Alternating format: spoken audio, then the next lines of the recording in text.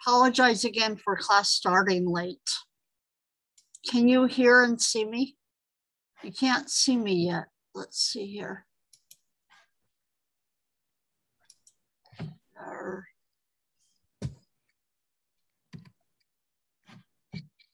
Bear with me, I know you can't see me. And I have an idea why.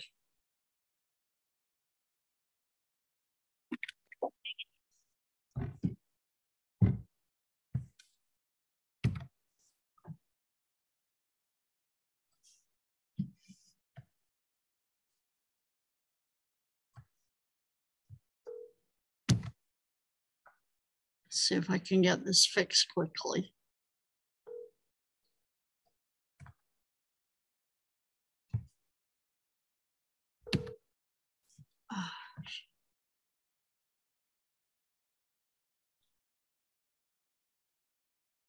Dad? Please leave your message for.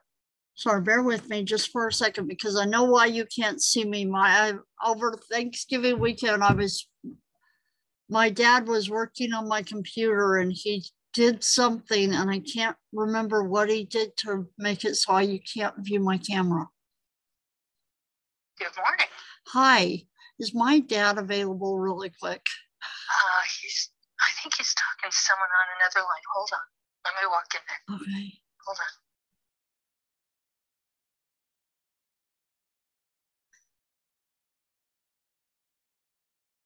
You on the phone? Mary?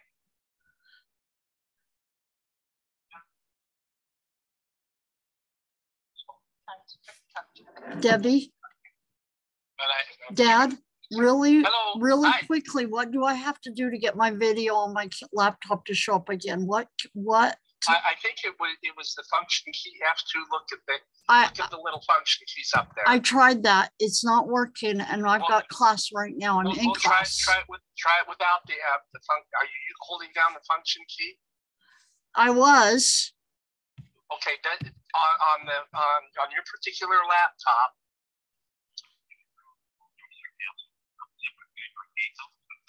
Okay, he's okay. I'm keep trying, but I'm in class right now, and they cannot see me. What's okay? It's an MSI. It's an MSI. Yes. Okay, he's looking. I think when I let him play with my computer when we were at Melinda's house, he did something, and now it's not there at all. I still don't regret letting him play with my computer, but I don't know what he did. Yeah, hold on, he's looking. I got it. Oh, Debbie. I'm gonna hang up. All right. Love Bye. you. Bye-bye. All right, I'm sorry. I had to figure out what he did and what I needed to do to reverse it. I apologize.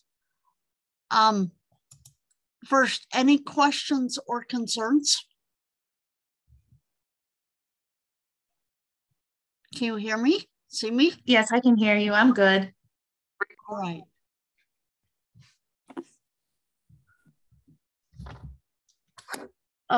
So if I remember right in the notes where we are, let me share my screen here.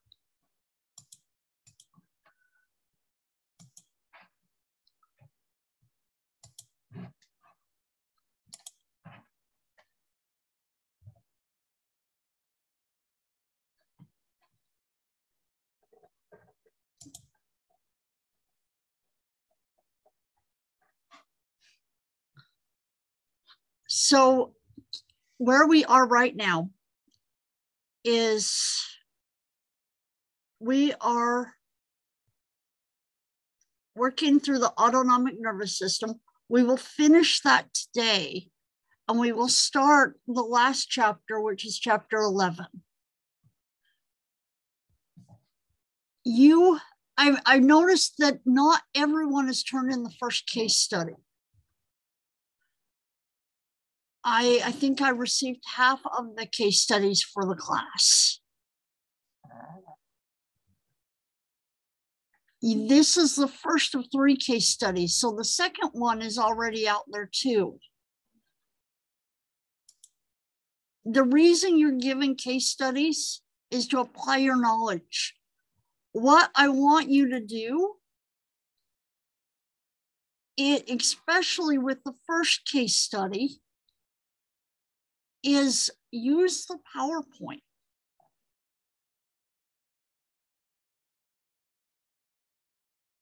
The questions were specifically selected from material that was given in the PowerPoint.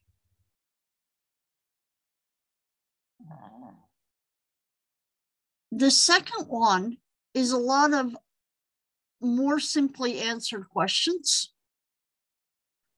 about the cranial nerves. If you can't find that information in between the lab and the lecture on the cranial nerves, which was chapter 14 and lab exercise 21, if you can't find it there, then Google it. But you should be able to find it there between those two sites.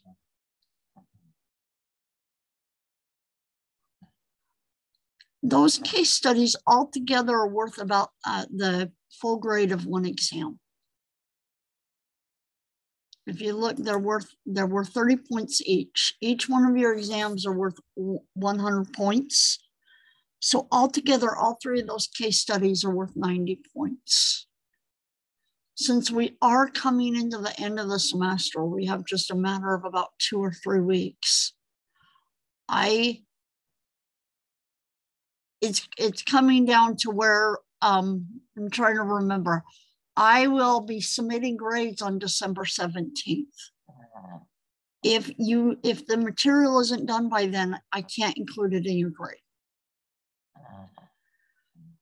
So I need you to look at your grades, see what assignments you're missing, and let me know.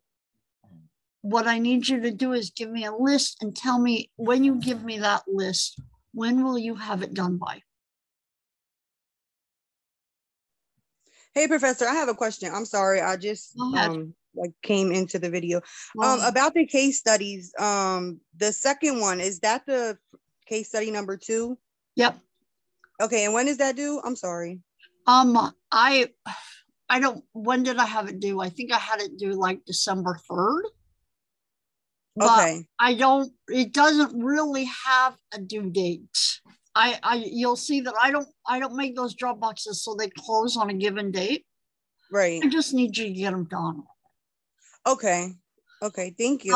I think I made it December 3rd. Your second one is going to be over muscle and the neuromuscular junction. And it's going to have to do with neurons and muscle. Assuming your third one. Your third one, okay. Which I haven't posted yet. So do we just answer the questions and then put it back in the Dropbox? Yep. Okay. Yep. If, what was I going to say? Oh, I can't remember all of a sudden, but make sure that you're getting those in because altogether they are worth an exam grade. Approximately. Okay. Let's get started here if there's not any other questions. One other thing that you'll see here, and I did this because some of my classes are behind. I teach, this is one of 3 lectures that I teach for biology 121.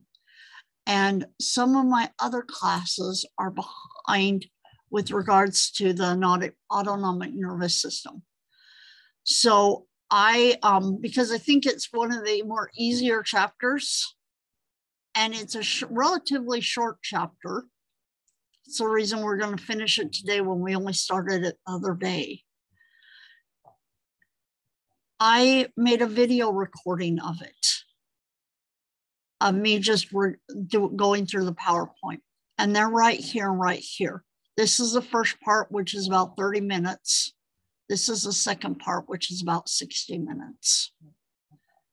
If use them as additional study tool for studying chapter 15 if you'd like.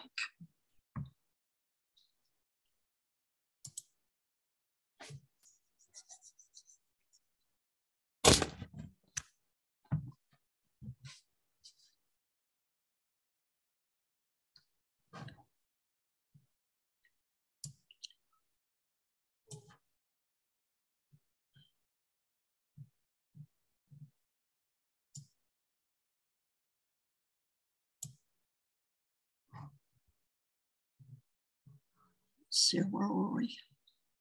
It's 29, 28, 25. Here we are.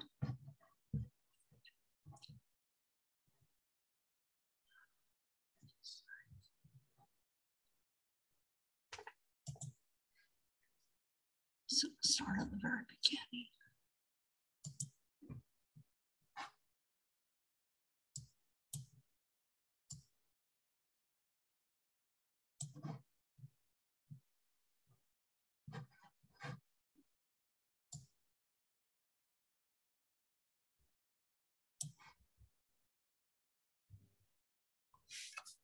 So something that we're going to learn right here is that the sympathetic, remember first, let me ask you, what are the two subdivisions of the autonomic nervous system, the two main ones? What are the two main subdivisions of the autonomic nervous system?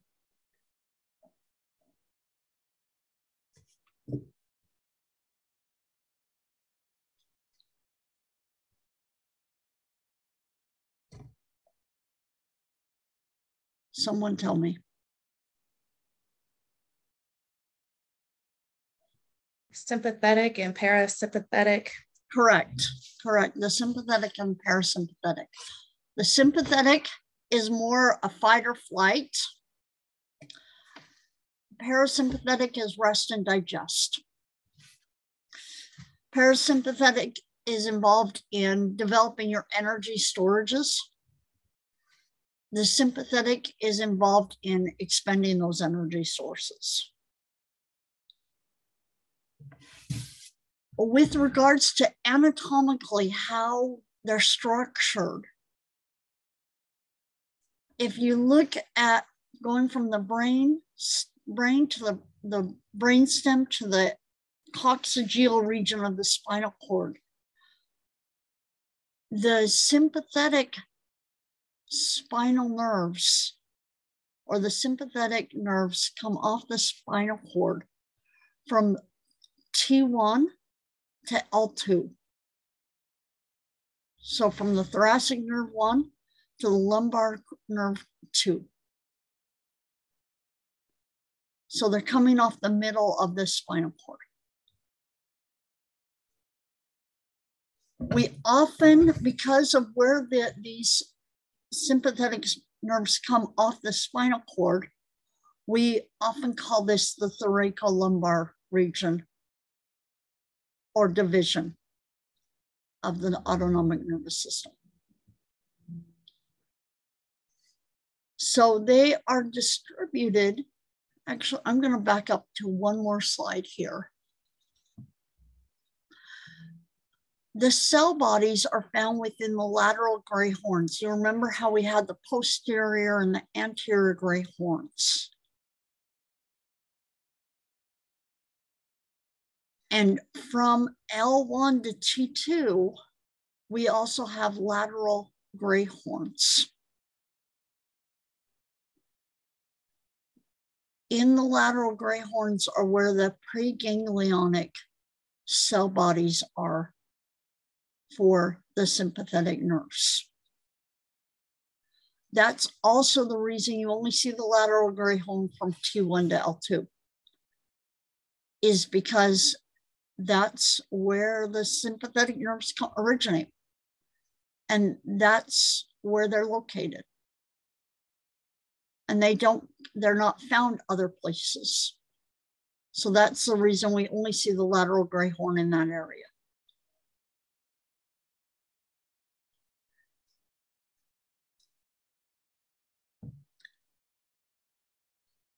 why do we need to distinguish? Do you remember, why do we distinguish between preganglionic and postganglionic neurons in the autonomic nervous system?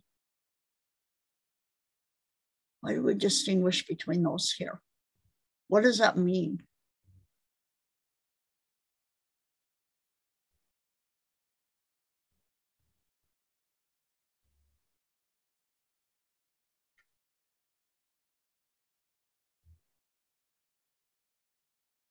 What does that mean?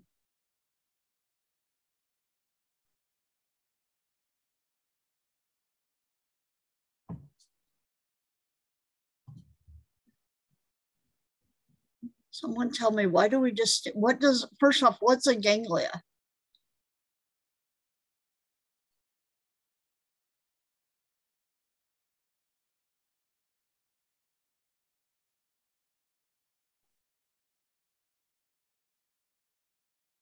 Okay, in a minute, I'm going to collection of neurons. Say it again. Say it one more collection of neurons. It's a collection of cell bodies, and so it's a collection. You were close. It's a collection of cell bodies, and dendrites and synapses. So where one neuron terminal, one axon terminal synapses with another cell body, and its dendrites. So if you have preganglionic neurons, those are the neurons that are before a nerve synapse. And postganglionic neurons are the neurons that are on the terminal end of that neuron synapse. So when we talked about the somatic motor nervous system, we talked about the fact that there's one neuron that goes out to an effector. However, with regards to the autonomic nervous system, there's two neurons. There's the preganglionic one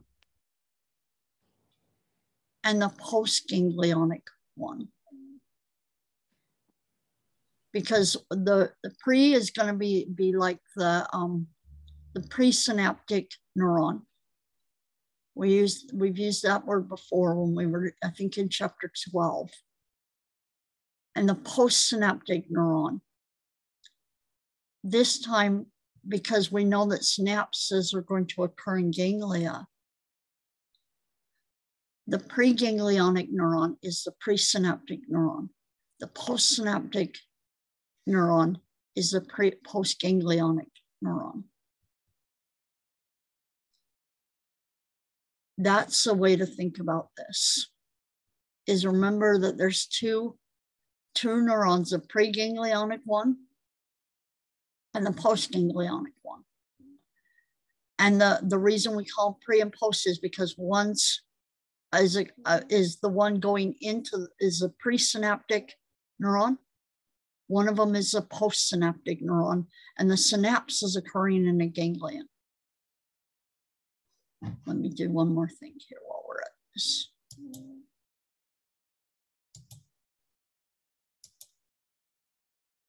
Oh, let me put this in words really quickly here.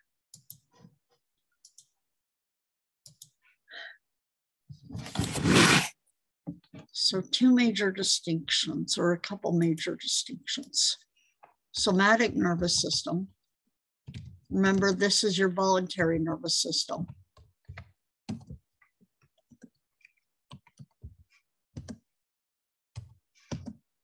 Is your voluntary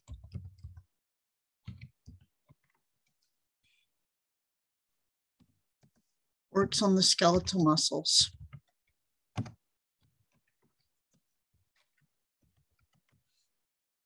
So that's the target organ here. Works on the skeletal muscles. Voluntary works on the skeletal muscles.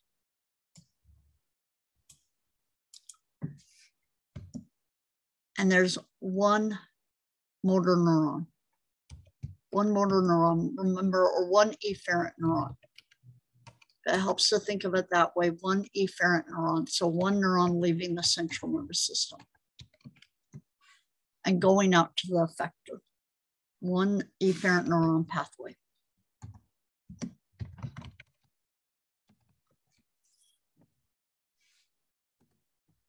In the case of the autonomic nervous system,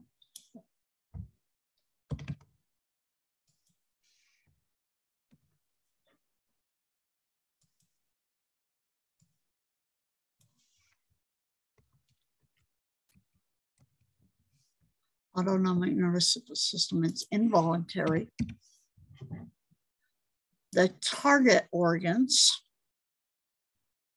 are cardiac and smooth muscle.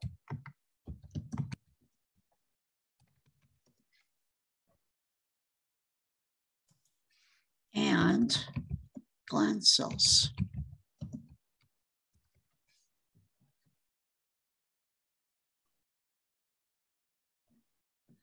And rather than there just be one outgoing neuron that goes out to an effector, which in the case of the somatic nervous system is the skeletal muscles, there's two neurons involved.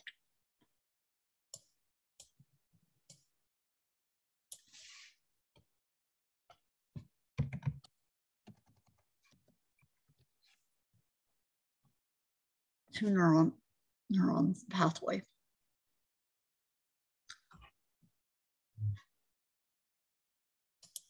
And if there's two neurons, there has to be a synapse between those two neurons, and that's going to occur in a ganglia. So when we think of a synapse, that's where the ganglia are. And so a presynaptic neuron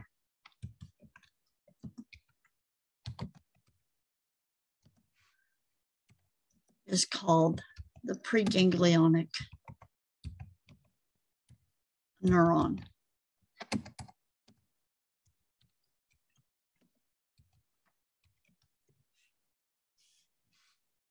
And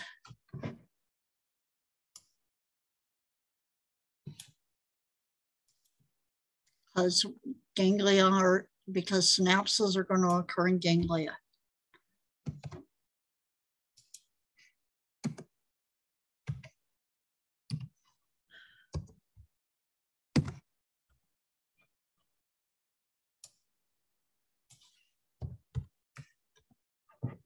Synaptic neuron is going to be postganglionic.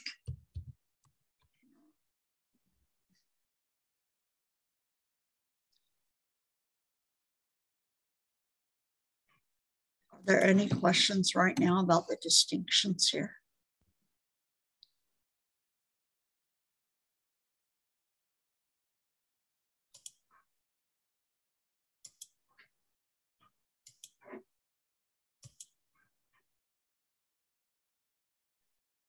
In the sympathetic nervous system, the preganglionic neurons are going to reach out to, the majority of them are going to reach out to the sympathetic chain ganglia, which is a structure that runs right alongside the vertebral column.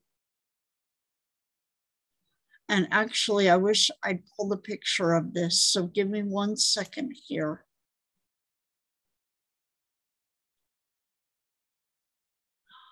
Let's see here. If you remember the dorsal root ganglia, where that was, that it was right on adjacent to the spinal cord. And it was where the cell bodies of the sensory neurons were. This is similar.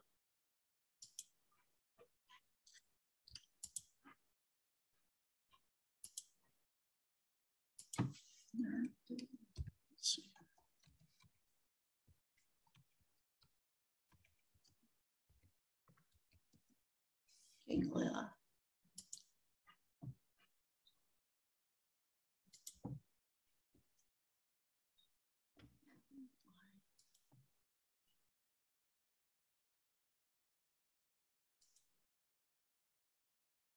If you look here, here's the spinal cord. It's on a very big picture.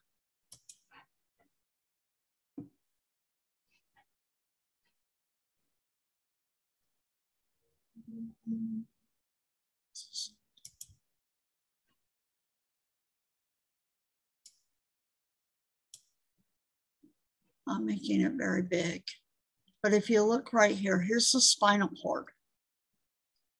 Right next to it is the sympathetic chain ganglia.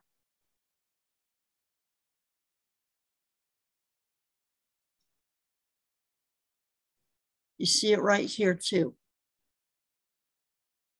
So this is where the preganglionic neurons of the sympathetic nervous system are going to synapse with the postganglionic neurons.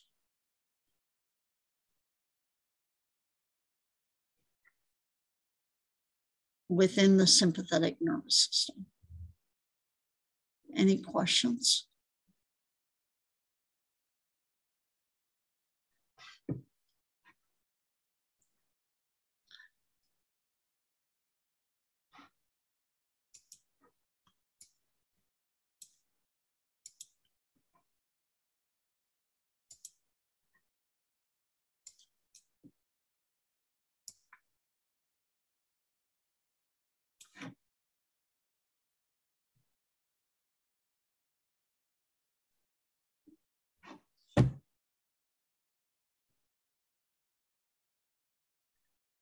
Because the sympathetic chain ganglia runs right adjacent to the spinal cord, and therefore the vertebral column, we also call it the paravertebral ganglia.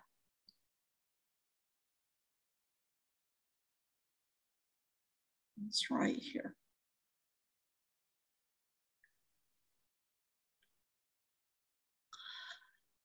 So the preganglionic neurons move into the sympathetic chain ganglia, and then they're distributed via the postganglionic neurons, oftentimes, talk about where they're not, but many times from the sympathetic chain ganglia, as they pass through this, they're going to be distributed to every level of the body. So there's a high level of neural divergence from that point, or branching off. Because the sympathetic chain ganglia is right adjacent to the spinal cord, the preganglionic neurons are not very long. They're relatively short. They don't have to go very far. So they tend to be really short. However, the postganglionic fibers or axons are significantly longer.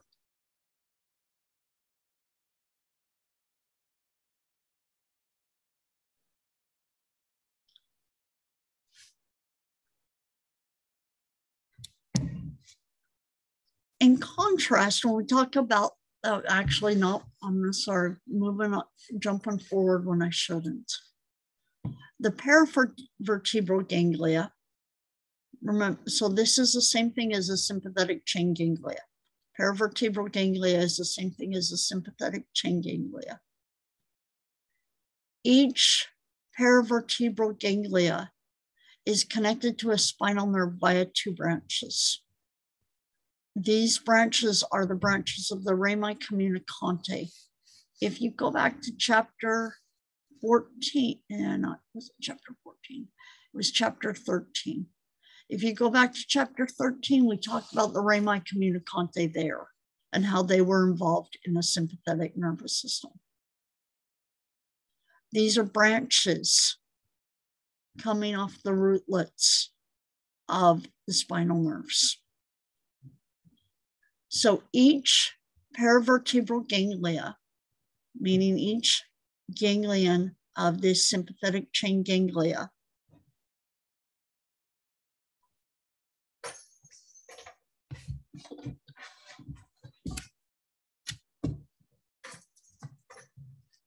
are connected, connected to a spinal nerve by two branches, the branches of the rami communicante. The preganglionic fibers are small myelinated fibers. What do you remember about white matter versus gray matter in the spinal cord and in the central nervous system?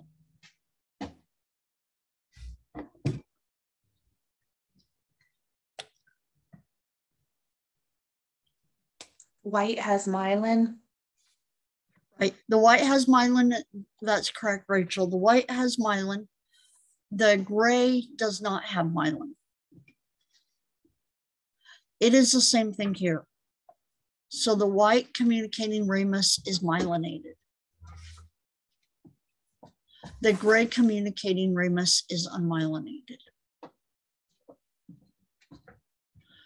The preganglionic neuron is the white communicating rami.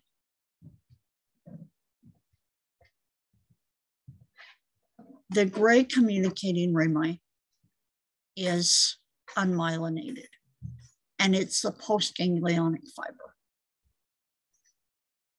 Keep that in mind here. So the preganglionic neurons are the white communicating rami. The postganglionic fibers or neurons are the gray communicating rami. And the postganglionic fibers are going to extend the rest of the way to the target organs. That's the gray communicating rami.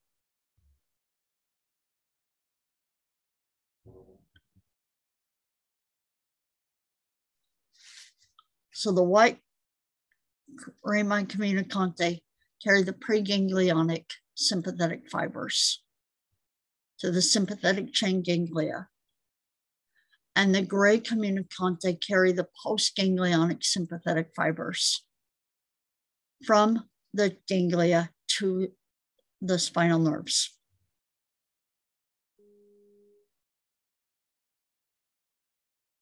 Is this clear? Yes. After entering the sympathetic chain ganglia, the preganglionic fibers can follow one of three courses. The first course is that they enter this sympathetic chain ganglia and immediately synapse with a postganglionic neuron. Immediately, the green here are the preganglionic neurons. The red is the postganglionic neurons. So what the first route, they can enter the ganglia and they synapse immediately. The target organs for this first route are sweat glands, pilorector muscles. Pilorector muscles are the smooth muscles in your that attach to the hairs on your arms and neck and so forth, give you goosebumps. They contract when you're cold.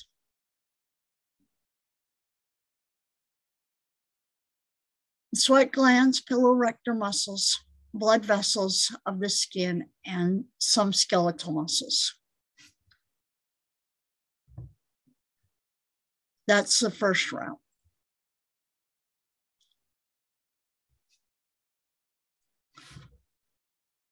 The second route is that they can travel up and down the sympathetic chain ganglia and synapse at other levels.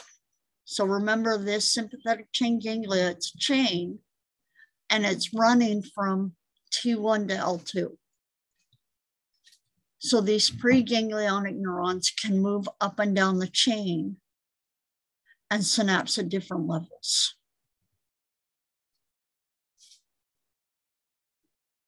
When this is occurring, their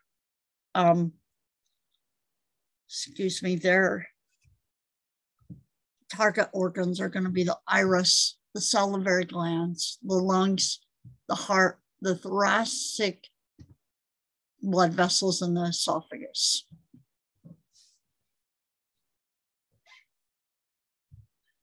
In the third route, they can pass through the chain completely and continue as splanchnic nerves that are going to lead to a second set of ganglia called collateral ganglia.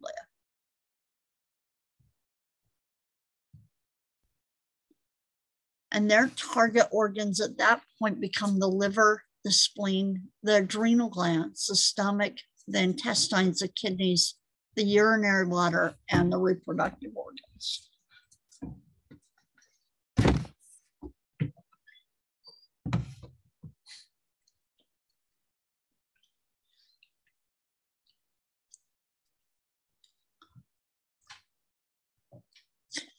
These collateral ganglia with this third route contribute to a network called the abdominal aortic plexus.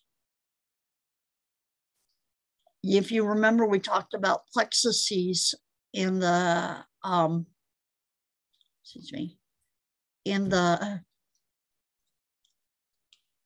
talked about plexuses with the brachial plexus, the cervical plexus, the lumbar plexus of the spinal cord.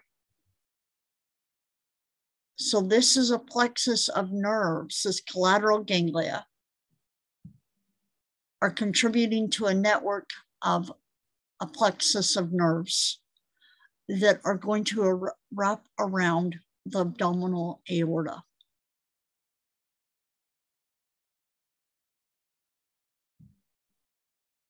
Many of the postganglionic fibers are going to exit this plexus and accompany arteries of the same names and follow the same routes to their target organs.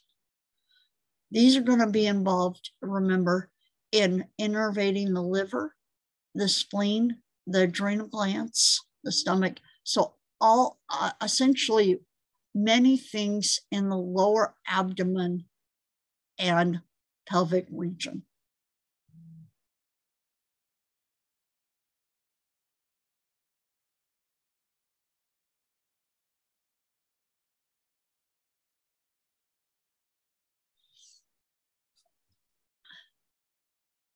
So innervation to and from collateral ganglia. If the nerves pass through the thoracic ganglia, the 5 to 9 or 10, their collateral ganglia is going to be what's called the celiac ganglia, which is going to be in the postganglionic fibers are going to innervate the stomach, the spleen, the liver, the pancreas, the small intestines, and the kidneys. In the thoracic ganglia, 9 to 12, these neurons, preganglionic fibers, are going to synapse in the celiac and superior mesenteric ganglia and go out to the small intestines, the colon, and the kidneys.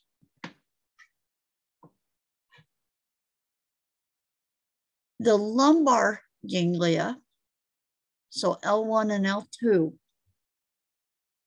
are going to synapse in the collateral ganglia of the inferior mesenteric ganglia. And the postganglionic targets are the rectum, the urinary bladder, and the reproductive organs. Any questions so far?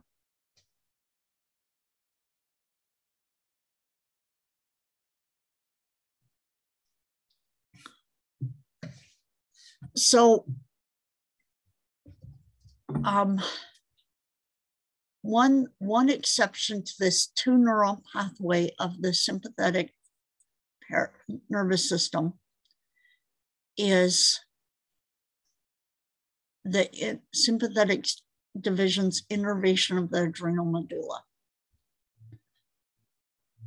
Remember the adrenal gland, adrenal here. Renal means kidney, so adrenal is this gland on top of the kidney.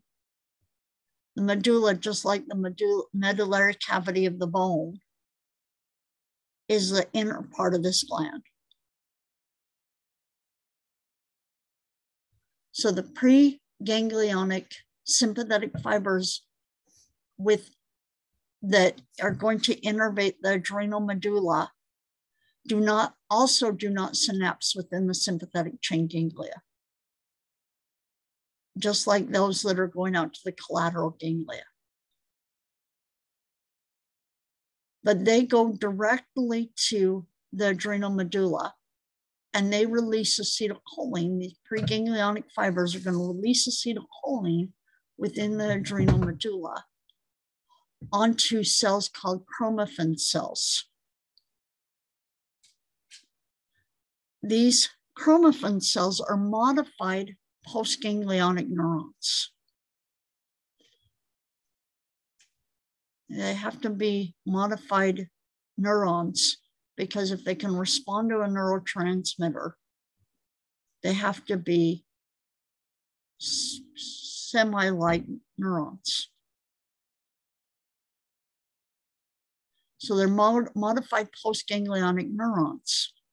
And these chromaffin cells are going to release epinephrine, what we often call adrenaline, and norepinephrine, which we call noradrenaline commonly.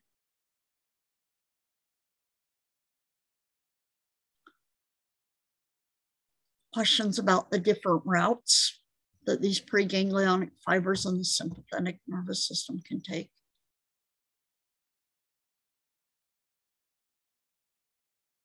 So there's essentially 4 different routes.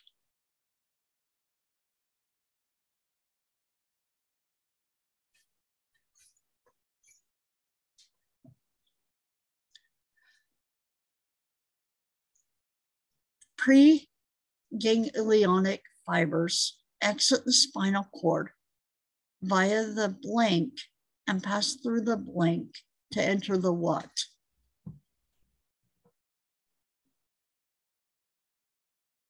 And trunk here means chain.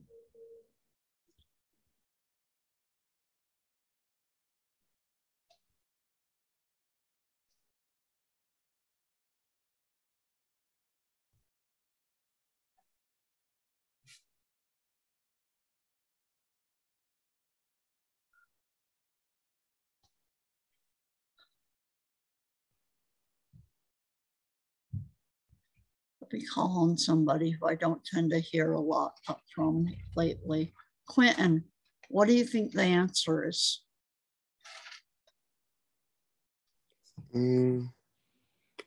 C. Why do you think it's C?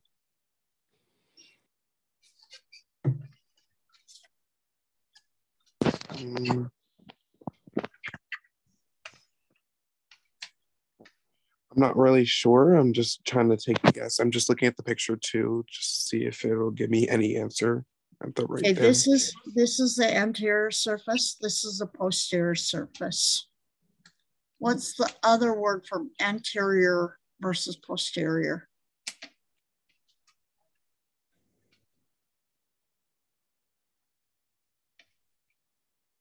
Ventral and dorsal.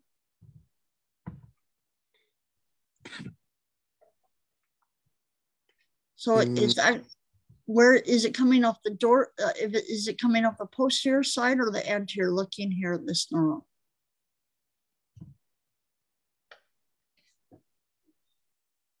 Oh, hold on.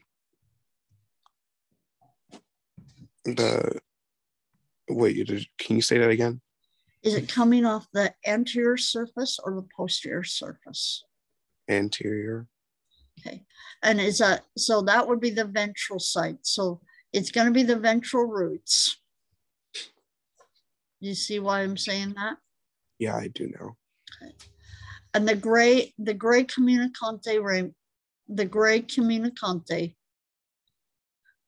remember they come off those gray and white communicante. So it's not the gray communicante, it's a white rami communicante. And then it's going to enter the sympathetic chain ganglia. Good try, Quentin, I appreciate it. So it's going to exit the ventral root, which is also called the anterior root. It's going to exit the rami communicante, pass through the rami communicante, and then enter the sympathetic chain ganglia or the sympathetic trunk ganglia.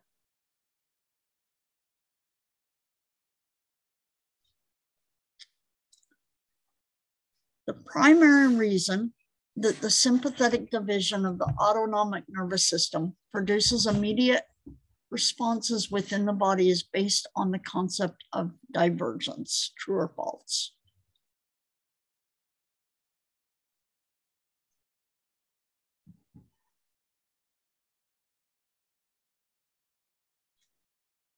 True. It is. It's true. It's true. Good job. It's true. Now, moving on to the parasympathetic division. So remember, we often call the sympathetic division the thoracolumbar division because it comes off from the thoracic region into the lumbar region. We often call the parasympathetic division the craniosacral because they're coming off the brain stem and brain and the sacral part of the spinal cord. Those preganglionic fibers are coming off this area, these two areas.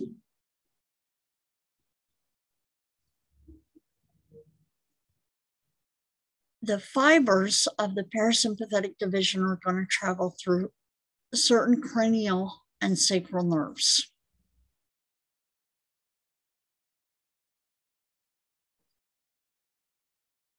In comparison to the sympathetic division, which has short preganglionic fibers, the parasympathetic division has long preganglionic fibers, whose axons are going to end in the terminal ganglia or near target organs.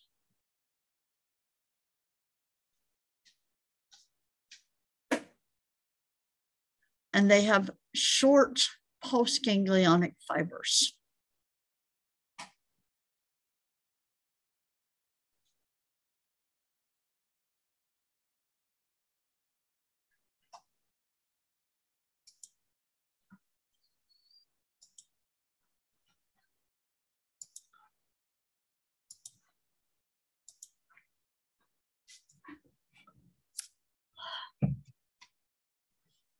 So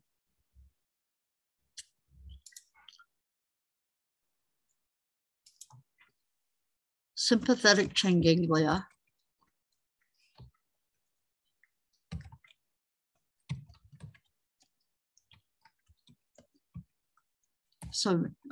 sympathetic division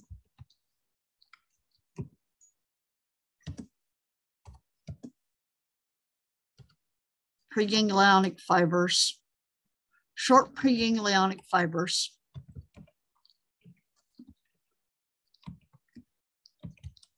stop. Stop. My dog is licking me here, and I wanted her to stop licking me.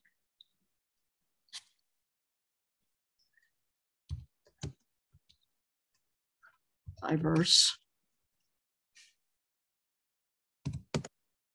and long postganglionic fibers.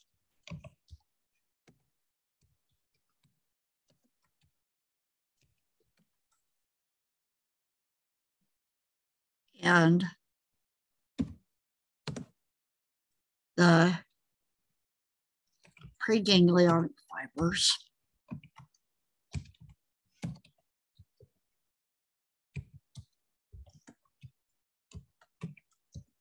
are going to exit via the rami communicante from the thoracolumbar region.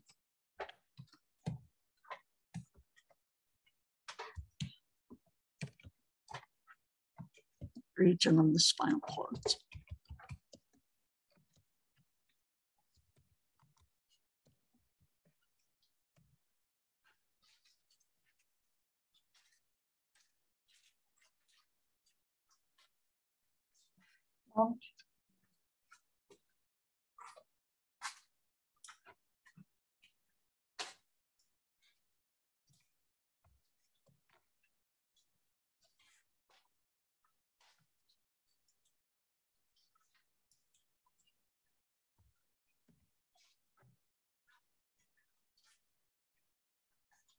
Parasympathetic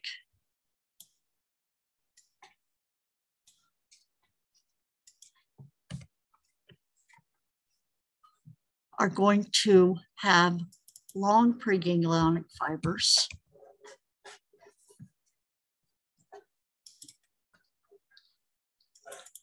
Don't lick me. Stop. Don't lick me.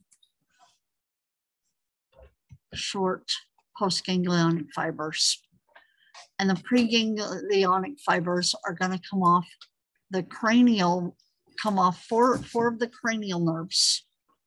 So cranial and the sacral region.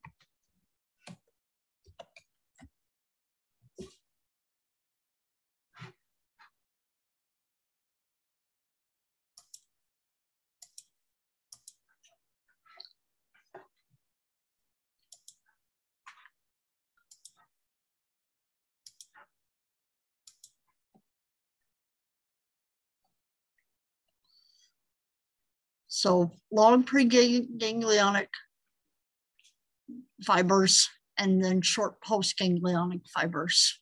And in contrast to the sympathetic division, there's very little neural divergence here.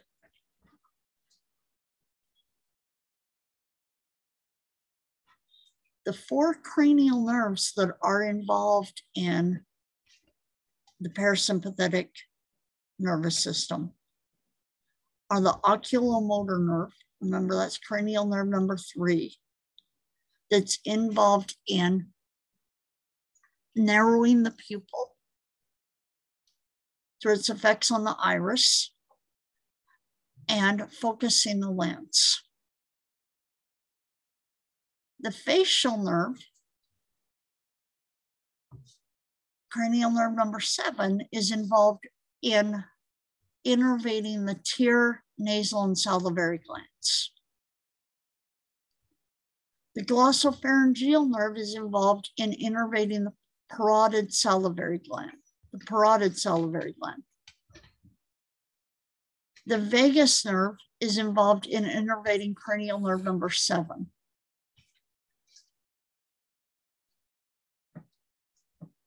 I can't believe I just said that. The vagus nerve is involved in innervating many of the viscera, and it's cranial nerve number 10.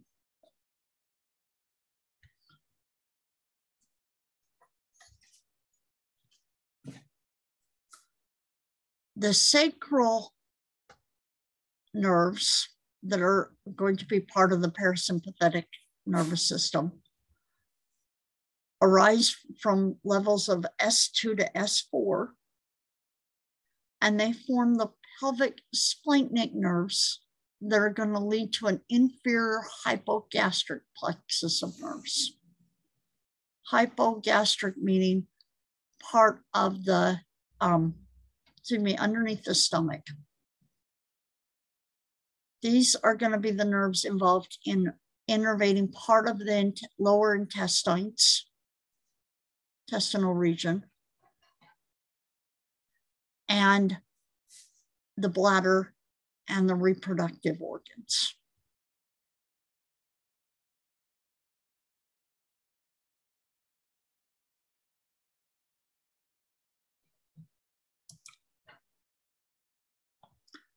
questions?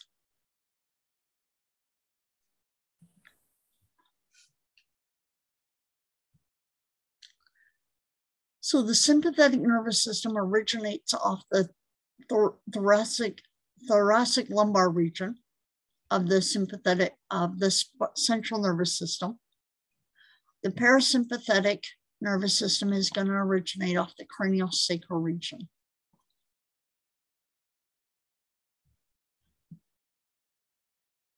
The sympathetic nervous system, a lot of the major location of the ganglia is the sympathetic chain ganglia, in addition to some of the collateral ganglia, which we call prevertebral ganglia. The parasympathetic preganglionic fibers are going to have ganglia that are near or within the target organs, effector organs.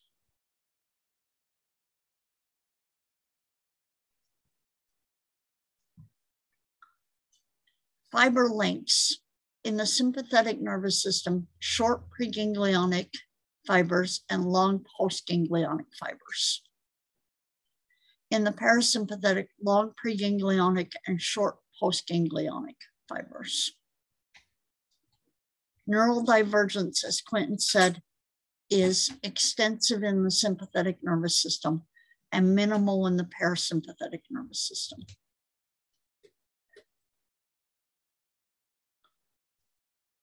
Because of the extensive neural divergence of the sympathetic nervous system, its effects are often widespread in general.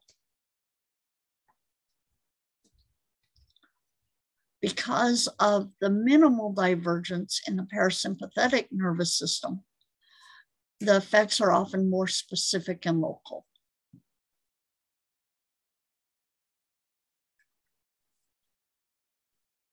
One kind of division of the autonomic nervous system is the enteric nervous system.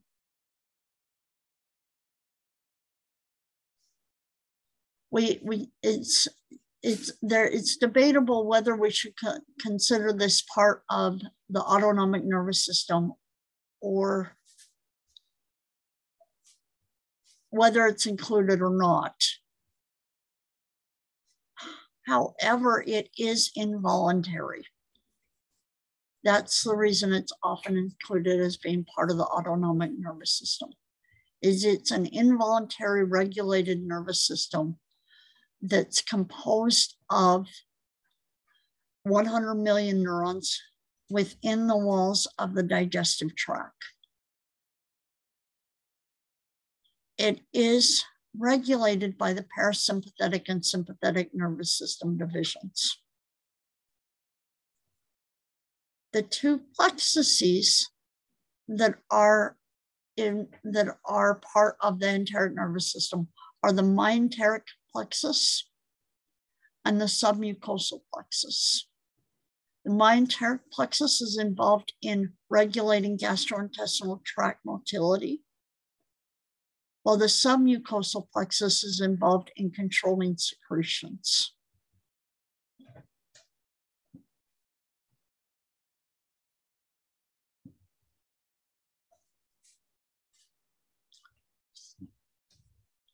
Now, autonomic neurons,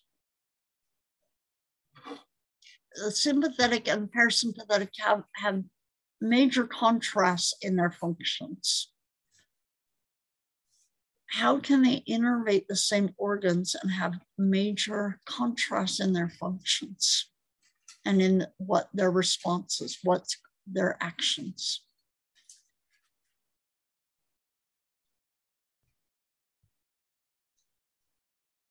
This is one of the reasons why this is possible, is because the postganglionic fibers of the sympathetic and parasympathetic nervous system are going to secrete different neurotransmitters. norepinephrine and acetylcholine.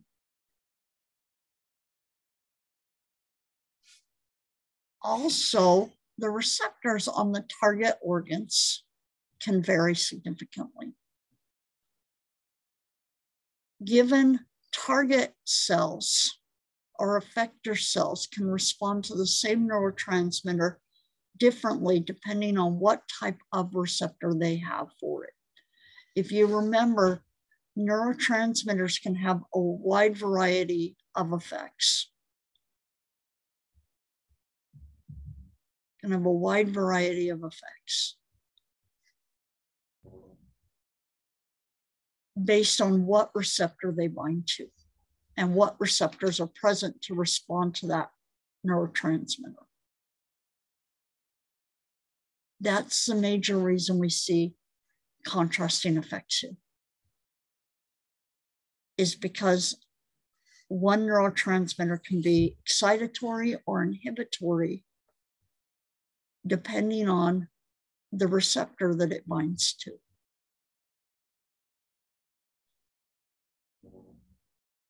Questions?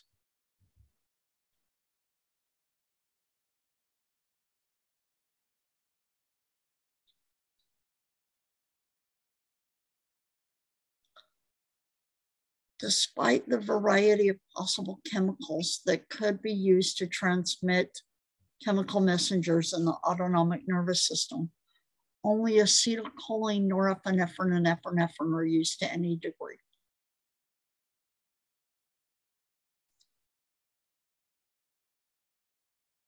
There are well over 100,000 neurotransmitters in the human body, but only 3 are used to any degree here.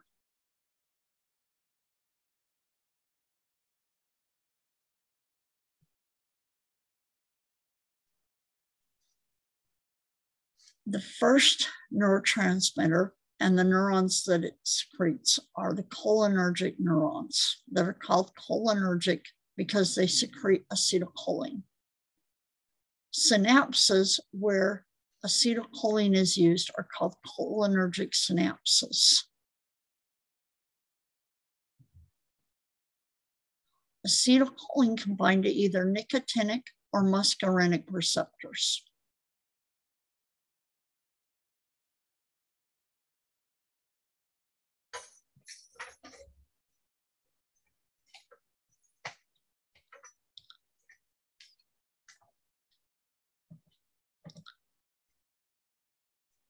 All synapses for both the preganglionic neurons in both the sympathetic and autonomic divisions and all postganglionic parasympathetic neurons are going to secrete acetylcholine. So all preganglionic neurons, all postganglionic parasympathetic neurons are going to secrete acetylcholine.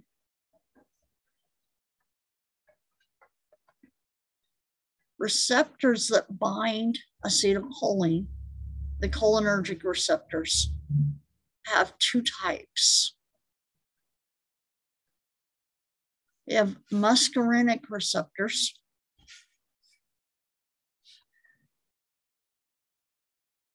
and these receptors are found on all cardiac muscle, smooth muscle, and gland cells. These, when acetylcholine binds to these receptors, it can either have an excitatory effect or an inhibitory effect due to the different subclasses of muscarinic receptors.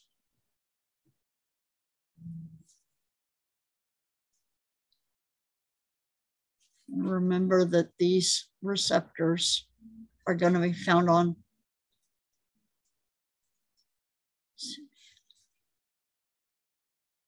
the effectors of smooth muscle, cardiac muscle, and glands, and on sweat glands innervated by the sympathetic postganglionic axons. So all cardiac, smooth, and gland cells.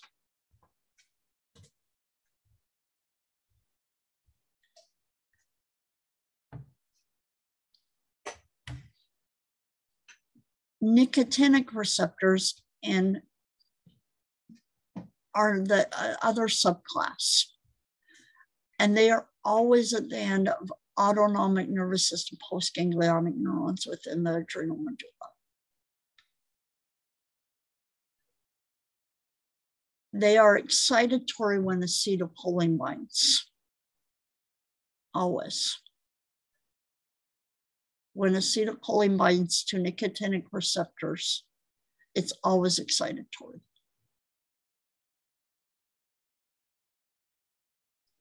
When it binds to muscarinic receptors, it can be excitatory or inhibitory.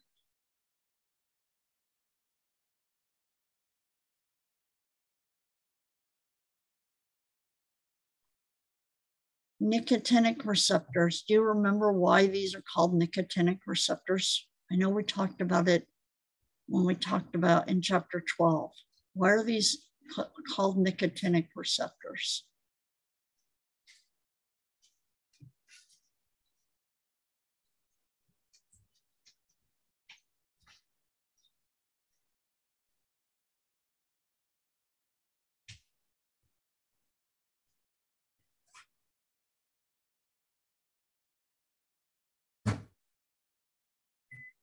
These are receptors that combine nicotine. That's why they're called nicotinic receptors, is because nicotine mimics the effects of acetylcholine on these receptors.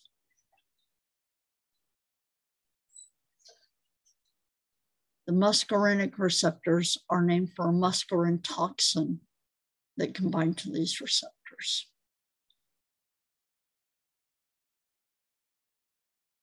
Cause excitatory effects.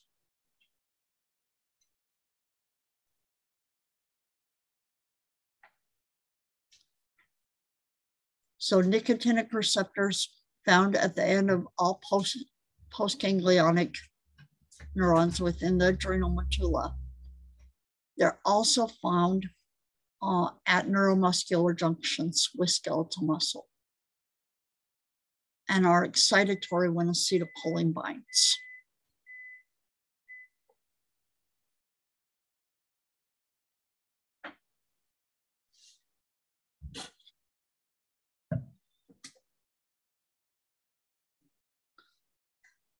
Adrenergic receptor synapses at which norepinephrine and epinephrine are used are termed to be adrenergic. If you think, remember the other name for epinephrine is adrenaline, so adrenergic receptors.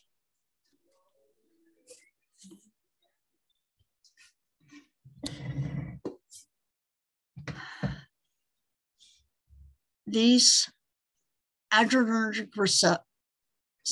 receptors are within the adrenergic synapses for nearly all sympathetic postganglionic neurons.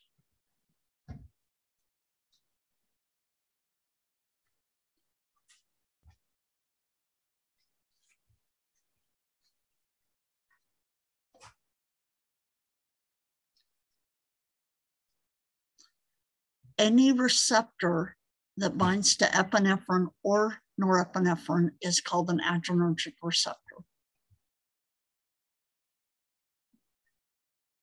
We have two different divisions of adrenergic receptors. We have alpha adrenergic receptors. Alpha 1 are usually always excitatory. Alpha 2 adrenergic receptors are usually inhibitory. Beta adrenergic receptors, the beta 1 and beta 2 receptors can have different effects. They can both be excitatory or inhibitory.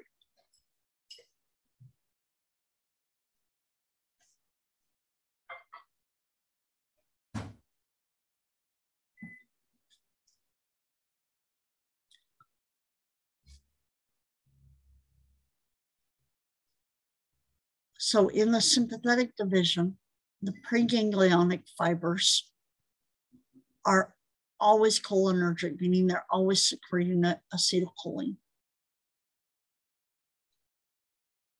The postganglionic fibers of the sympathetic nervous system are mostly secrete epinephrine and norepinephrine, but there's a few that secrete acetylcholine. In the parasympathetic nervous system, the preganglionic fibers are always secrete acetylcholine. And the postganglionic fibers always secrete acetylcholine.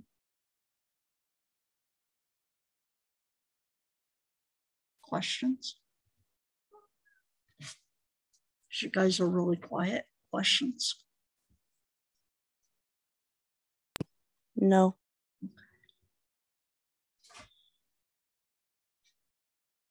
One term that we need to bring in, define, and describe is what we call autonomic tone, which is the normal background rate of activity that represents the balance of the two systems according to the body's needs. So both nervous systems, both the sympathetic and the parasympathetic nervous system, always have some background rate of activity on the organs that they innervate. And if you remember at the very beginning of this chapter, we talked about dual innervation, because both divisions are often innervating simultaneously and activating simultaneously the same organs.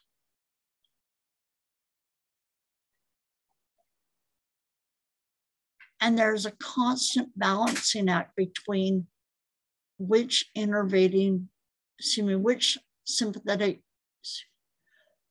nervous system subdivision is got the highest level of activity on a particular organ.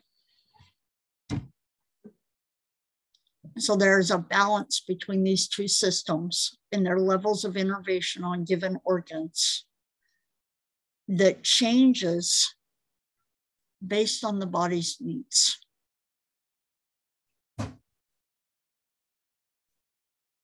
So for example, the sympathetic and the parasympathetic nervous system both innervate the intestines.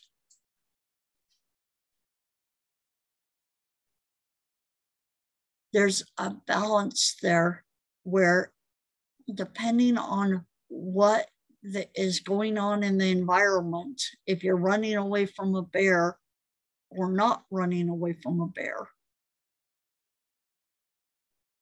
the sympathetic division will have a higher level of innervation at that moment when the bear is there. And when the bear is not there anymore, then the parasympathetic nervous system will have the higher level of activity. So there's a balancing act here.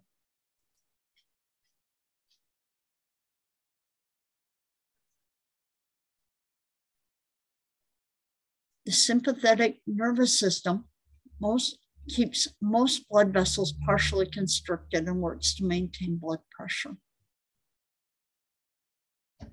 The parasympathetic division maintains smooth muscle tone in the intestines and holds the resting heart rate down.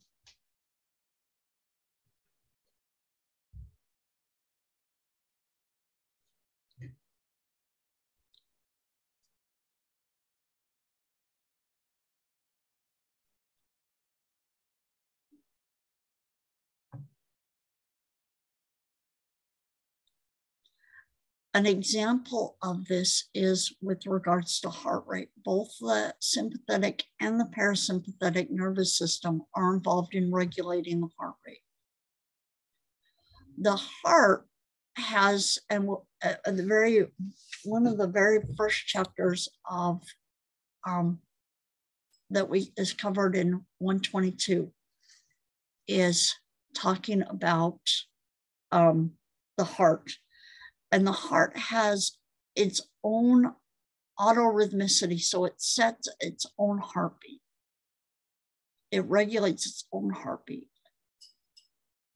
It has the ability to maintain a heartbeat without any central nervous system input.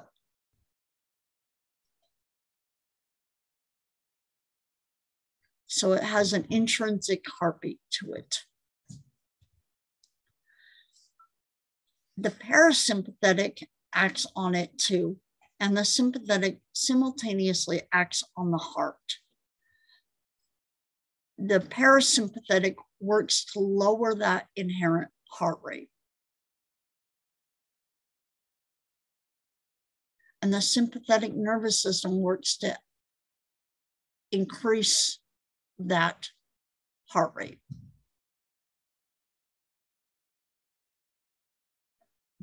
Questions?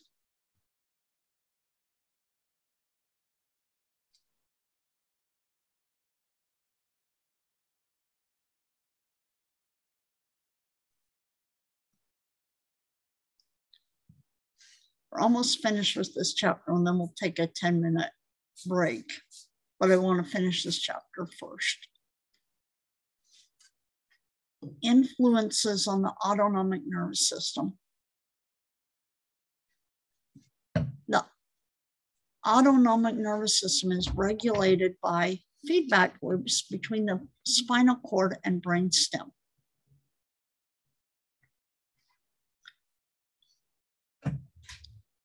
However, these feedback loops between the brainstem and the spinal cord also receive input from the hypothalamus. The hypothalamus is the main regulator of these feedback loops.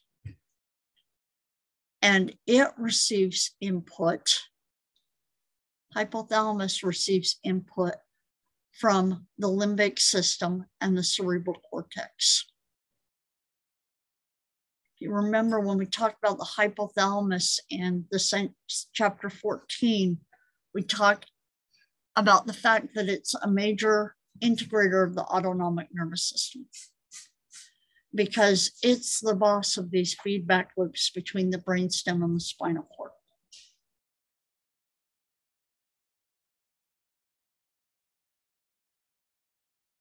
And it receives some input from the cerebral cortex and the limbic system.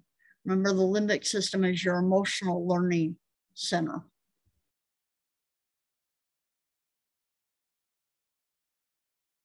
So there's input coming from the cerebral cortex and the limbic system, which are affecting the hypothalamus, which is the integrator and the regulator of the feedback loops between the brainstem and the spinal cord.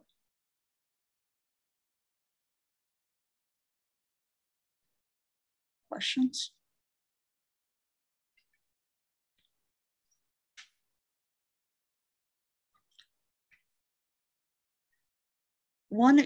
So we've talked a lot about dual innervation and the fact that many organs are simultaneously innervated. And, that autonomic tone and so forth. There's at least one exception of where the sympathetic nervous system is the only innervator. And that is that in the blood vessels. The sympathetic nervous system is the only innervator of regulating blood vessel diameter.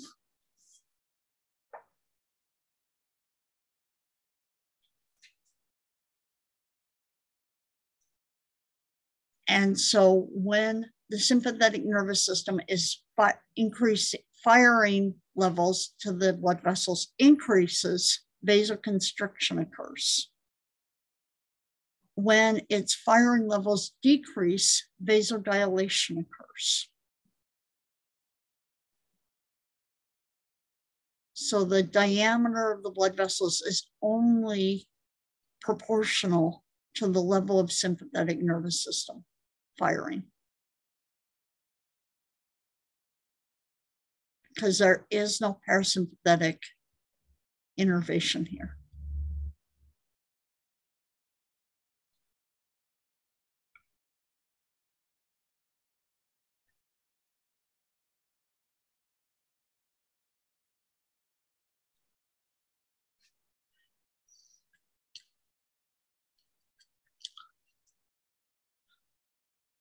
many of our drugs that we take and that are developed target our own human cells, and many of these are acting on neurotransmitters.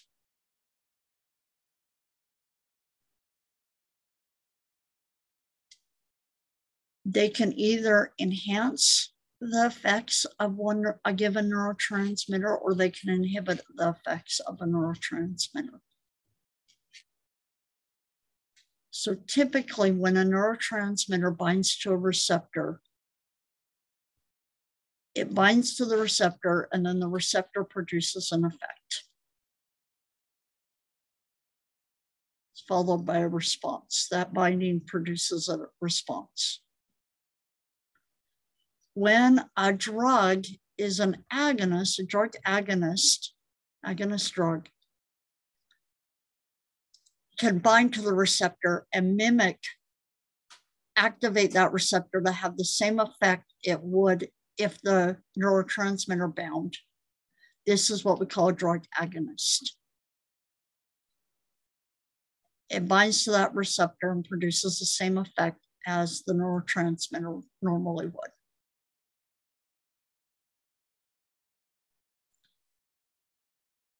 We also have drug antagonist drugs that are similar in shape enough that they bind to that receptor. However, when they bind to that receptor, the receptor does not have the effect it would. When it's not activated by the binding of that drug. It's just that at that point, the active site is blocked to anything else binding to it. And so there's no effects produced when antagonist drugs bind. It's like an antagonistic inhibitor. It doesn't have any effect.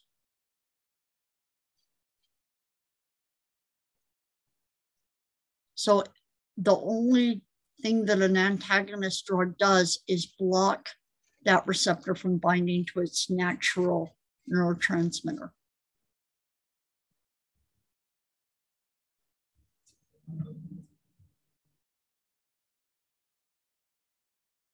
We have other drugs out there that that are antibiotics that are targeted against pathogenic cells.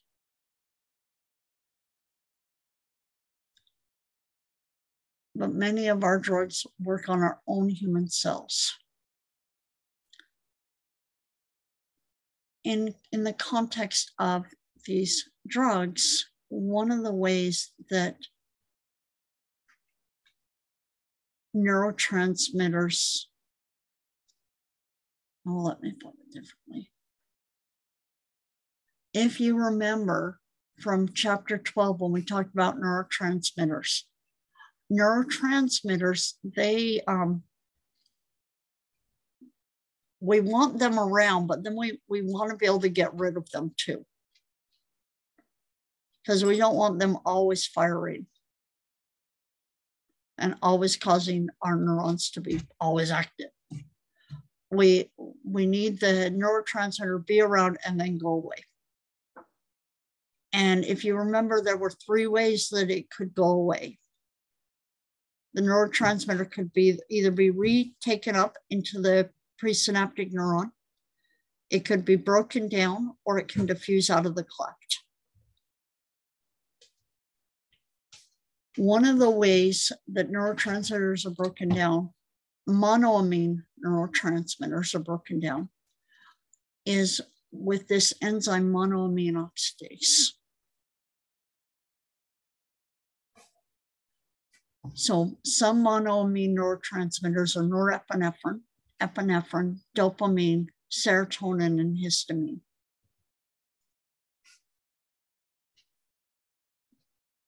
We have drugs that specifically inhibit this enzyme and slow down the breakdown of these monoamines. And by slowing down the breakdown of these neurotransmitters, monoamines, the neurotransmitters are left in the synaptic cleft for longer.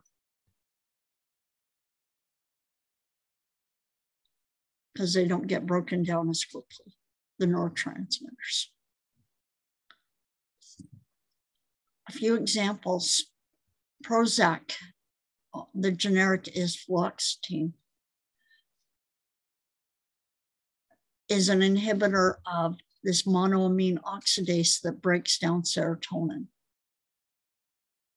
therefore keeping serotonin around in the synaptic cleft longer.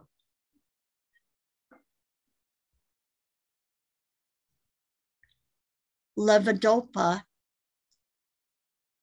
works to block monoamine oxidases from breaking down dopamine, keeping dopamine in that synaptic cleft for a longer period, and is used to treat Parkinson's disease. Questions?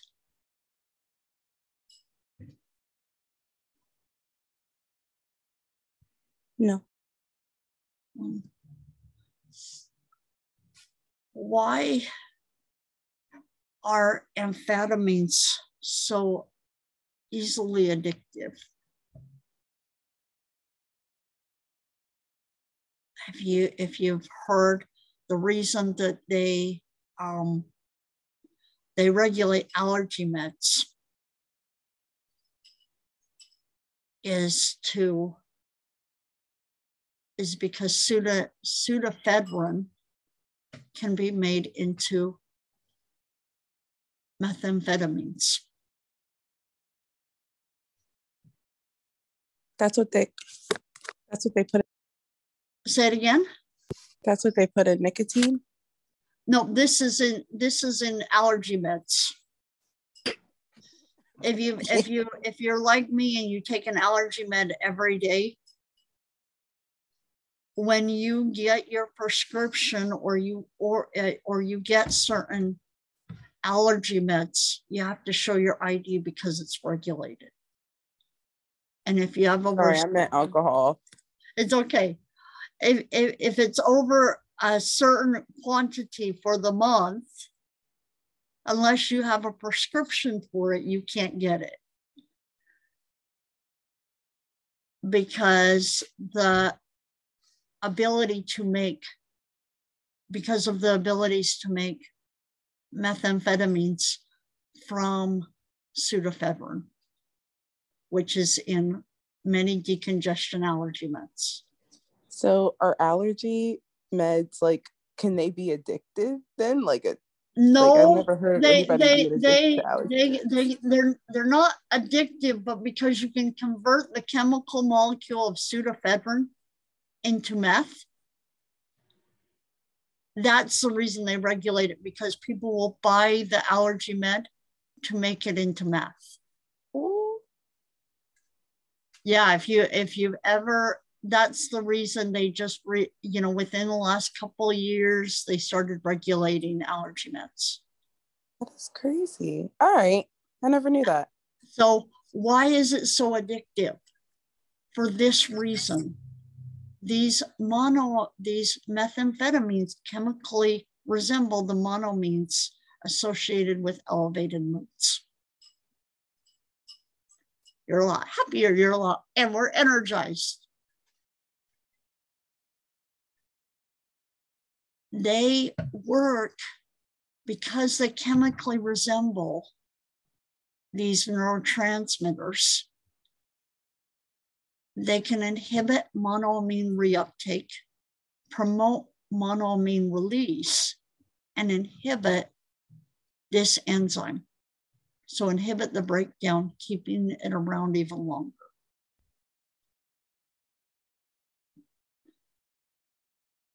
That's the reason that methamphetamines can be so addictive.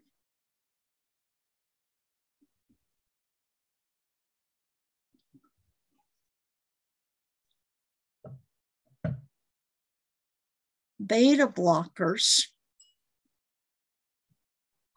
are, remember that adrenergic receptors that are beta enter the bloodstream via the gastrointestinal tract. And they prevent norepinephrine from binding to beta adrenergic receptors on the heart muscle and in the walls of blood vessels. Normally, norepinephrine on the heart is excitatory.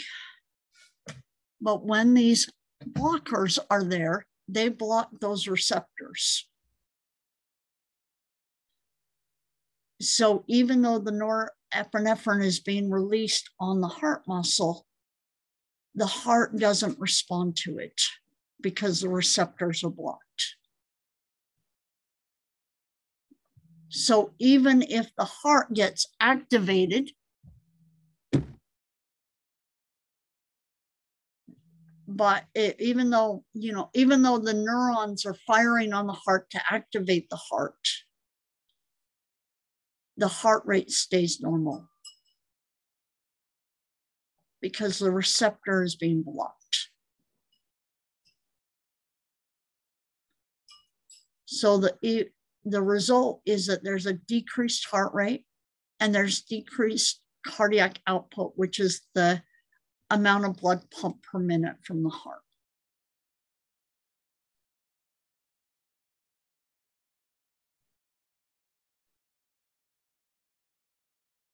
And last slide here. Something that most of us struggle with, and many of us, if not most of us, struggle with an addiction to caffeine. Whether you realize it or not, it is an addictive substance. I don't drink coffee. I think I've mentioned that before, but I don't drink coffee. But I can tell you that I wake up with an energy drink in my hands. And I use it to wake me up and jolt me up because of the caffeine. I wouldn't drink them if they didn't have caffeine in them. Why can we struggle with this dependence on caffeine? Caffeine mimics an excitatory neuromodulator called adenosine.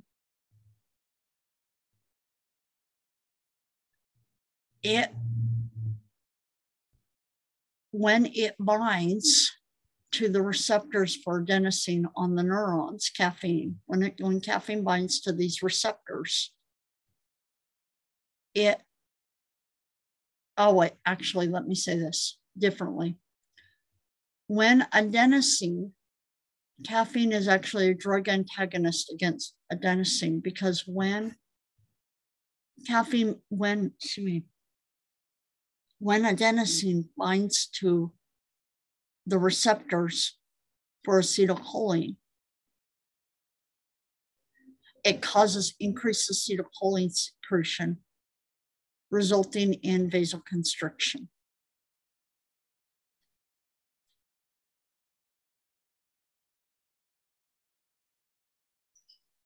What caffeine does is it blocks those receptors for adenosine.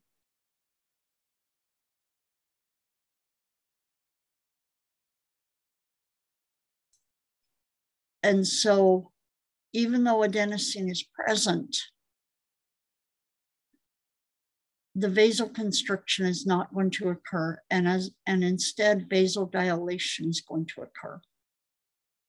And you're going to get increased blood flow, which is essentially mimicking one of the effects of the sympathetic nervous system, vasodilation. So it lowers that neuron's ability to initiate action potentials, thus decreasing the acetylcholine secretion, thus maintaining more vasodilation. Get increased vasodilation, which makes you feel more alert.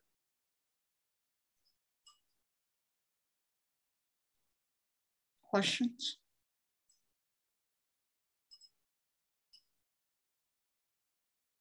No. Okay.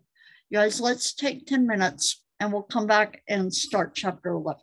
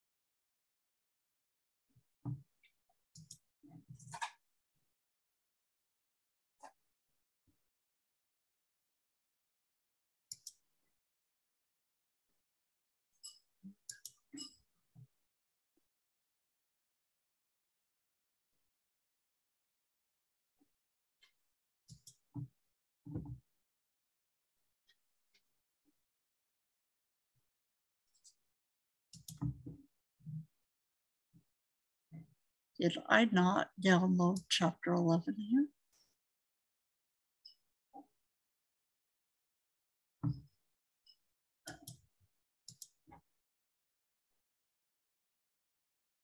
I don't see it.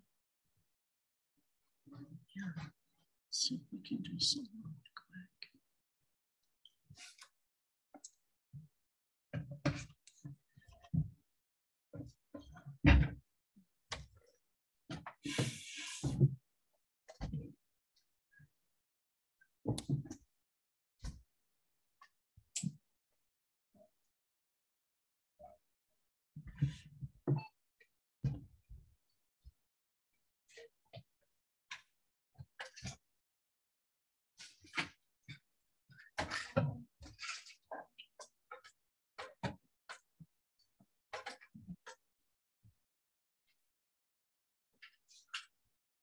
See the snow?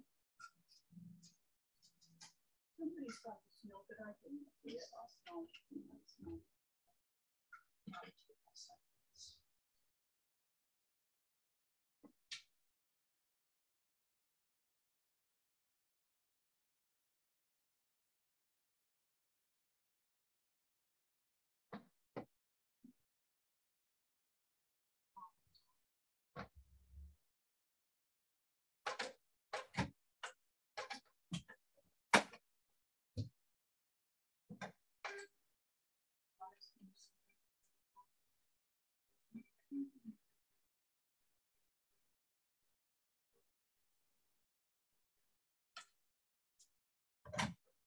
Is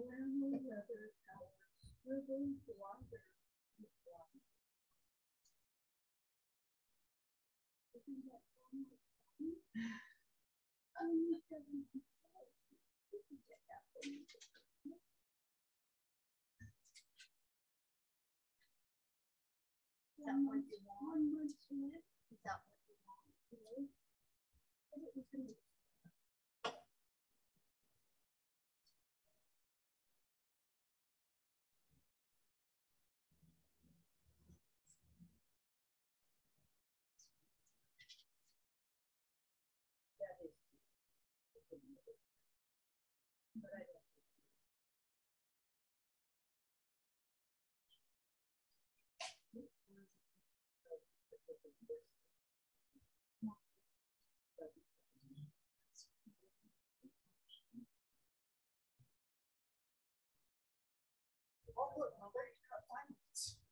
Aaron.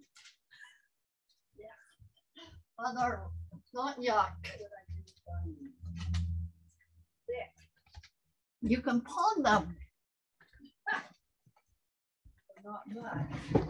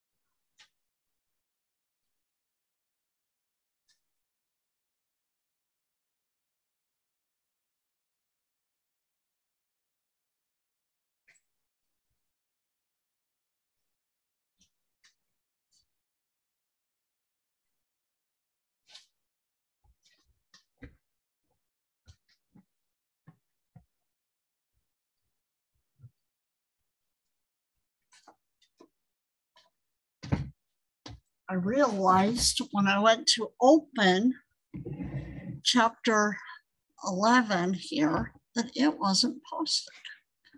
So I just posted it. Let me see. It's here yet. 1 second here. Flash.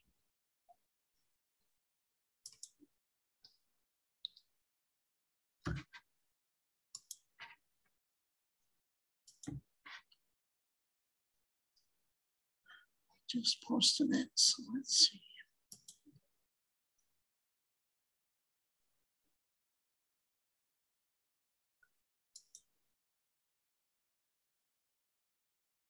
Why is it not there? I just posted it, didn't I? Let's look.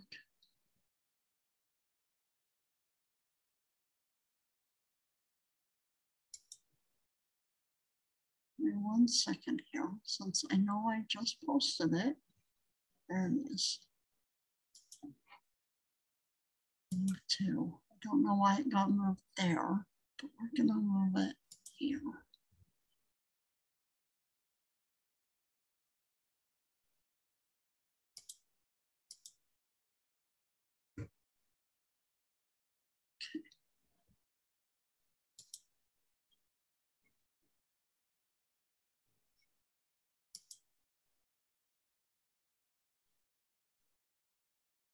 So muscular tissue, chapter 11.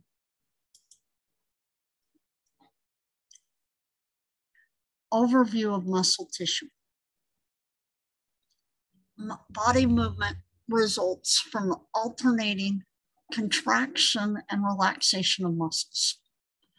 The skeletal system provides a leverage and a supportive framework for this movement.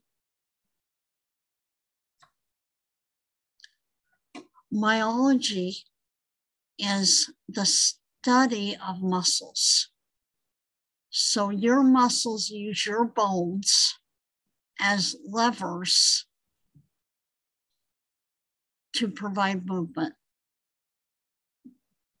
Whether it's locomotion, chewing, snapping your fingers, your muscles are using your bones as levers.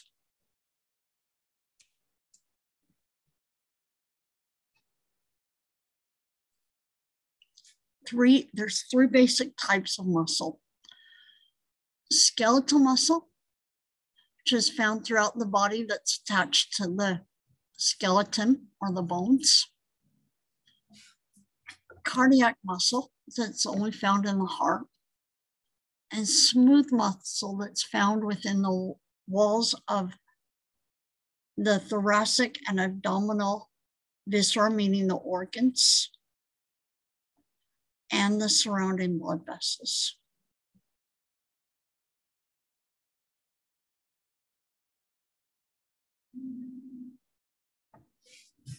Skeletal muscle is attached to the skeleton, and its main functions are motion, so walking, running, chewing, snapping your fingers, maintaining posture, keeping you upright, producing heat, and thermoregulation, so maintaining temperature.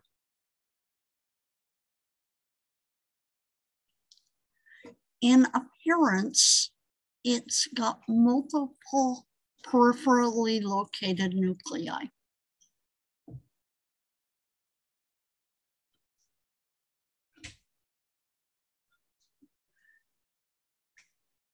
And it's striated. It's got alternating light and dark bands that can be observed underneath the microscope. It's voluntarily controlled. And there's some subconscious control. If you think about your somatic reflexes, the patellar reflex, unconsciously controlled. Your diaphragm, which is your major muscle of breathing, is is a skeletal muscle. The muscles for posture, you don't have to consciously think about contracting and relaxing them. So they're also involuntarily controlled.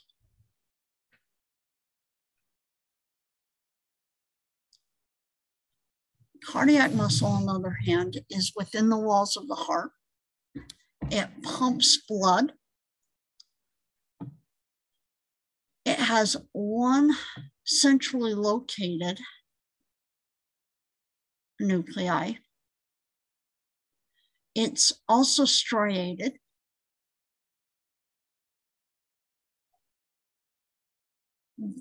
And has intercalating discs, which are gap junctions. Remember what gap junctions are. They're little tunnels between cells. Gap junctions that join neighboring fibers and allow for direct communication between fibers.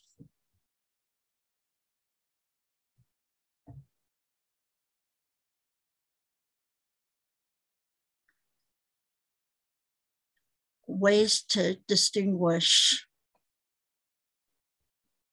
The major way that I can distinguish when I'm looking at a slide of one muscle, either cardiac or skeletal muscle, is the intercalated discs,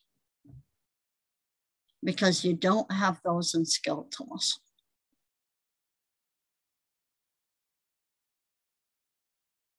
They allow for the heart, all of the heart muscle to contract at one time and relax at one time, because of the communication that goes on within those intercalated discs, those specialized gap junctions.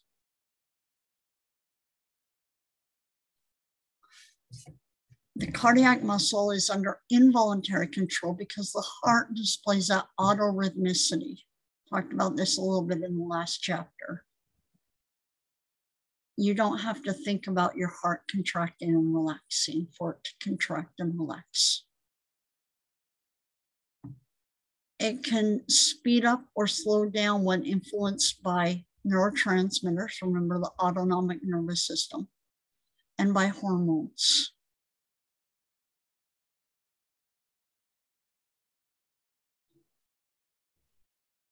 A smooth muscle, in contrast, is found within the walls of the blood vessels and internal hollow organs and structures, for example, the GI tract, and within skin where it's attached to hair follicles.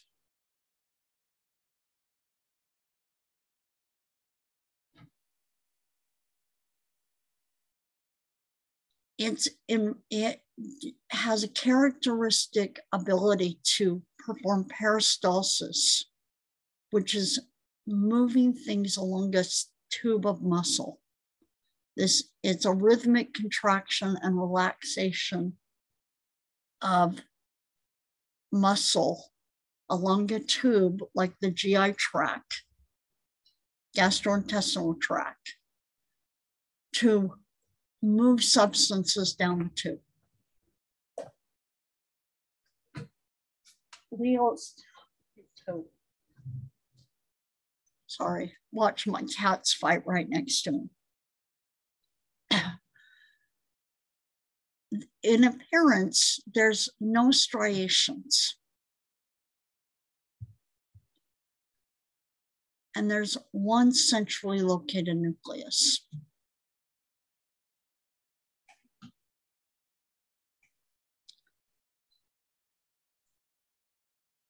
And it's under involuntary control. It's regulated by the autonomic nervous system and hormones.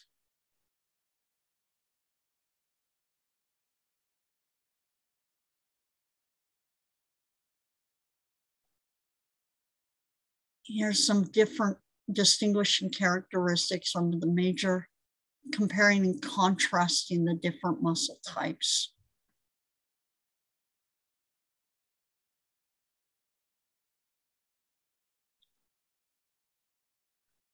The majority of this chapter is going to focus on skeletal muscle.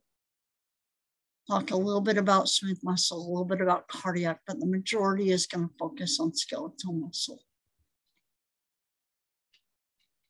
Remember, these are the target organs or effector organs of the somatic nervous system, is skeletal muscle. Each skeletal muscle fiber arises during embryonic development from the fusion of 100 or more myoblasts. Myo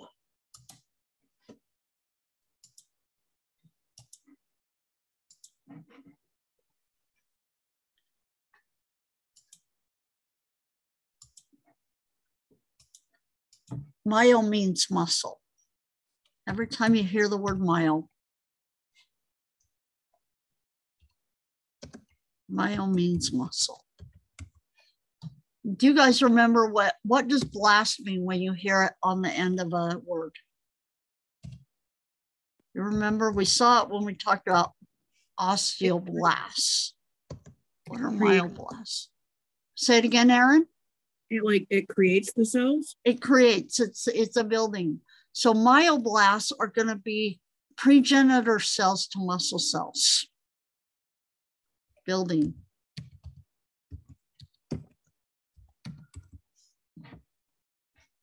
One other word that I'm going to introduce here is sarco.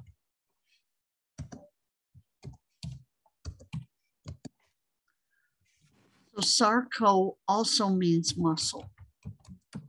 So myo and, actually, let's put it up here. Myo and sarco are both going to refer to something as being part of muscle.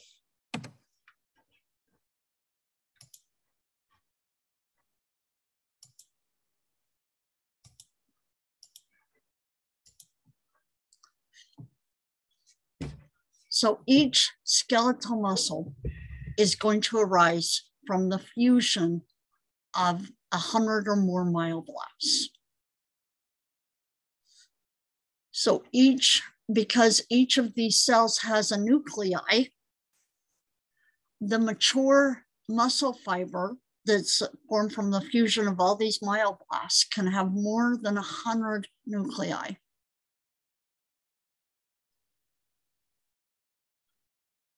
Satellite cells are unspecialized myoblasts that can be used to regenerate damaged muscle fibers. This is why muscle can have abilities to regenerate, is because of the satellite cells.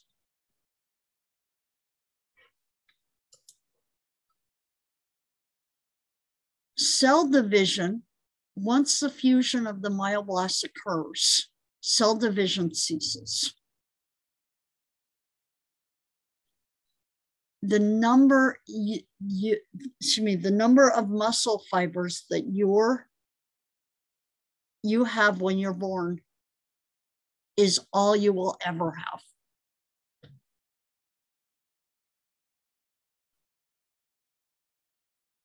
Most of these cells will last your lifetime. So muscle cells do not actively divide. Keep that in the back of your mind. If you think about muscle enlargement, we can get bigger muscles. Can get bigger muscles, but it's not because the cells are dividing.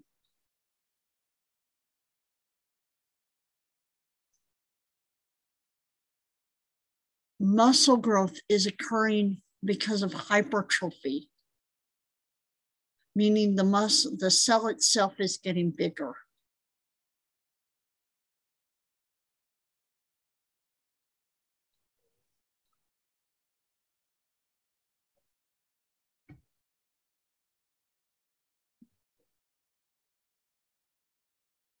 The cell, it is enlarging because of an increased number of myofibrils within the muscles fibers. So these are little segments within the cell that can increase in number.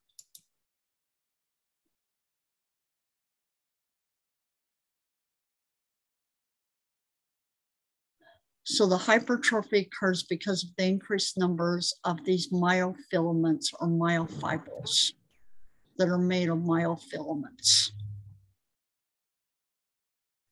Testosterone and human growth hormones stimulate hypertrophy.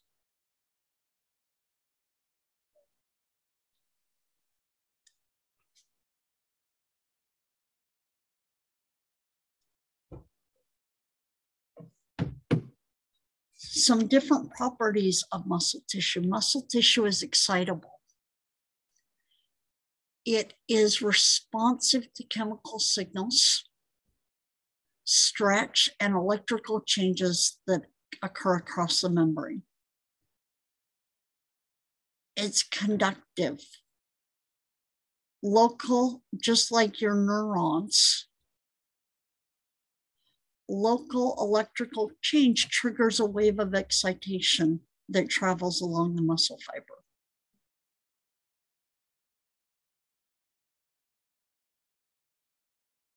Muscle cells can generate and propagate action potentials.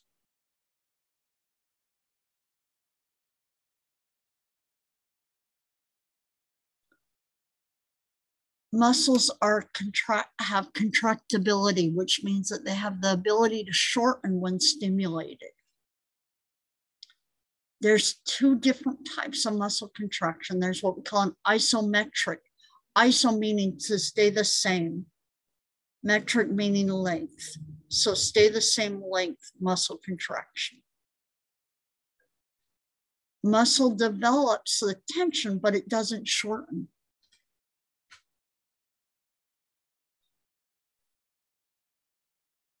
Some examples of this would be your posture muscles, muscles of your back. They have tension on them, but they don't shorten.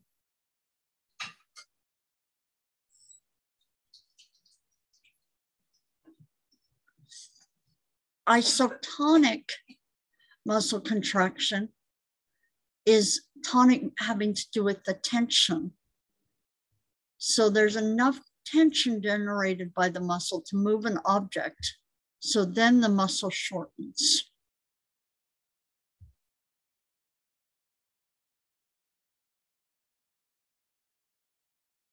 The tension remains the same and the muscle shortens.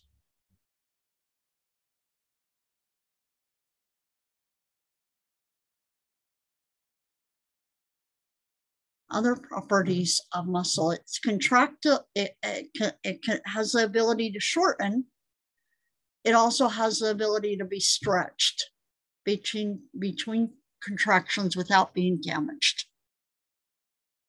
One of the major genetic diseases is when the muscle can't stretch without being damaged. We'll see this later in the chapter. Muscular dystrophy. Elasticity. It can return to its original resting length after being stretched.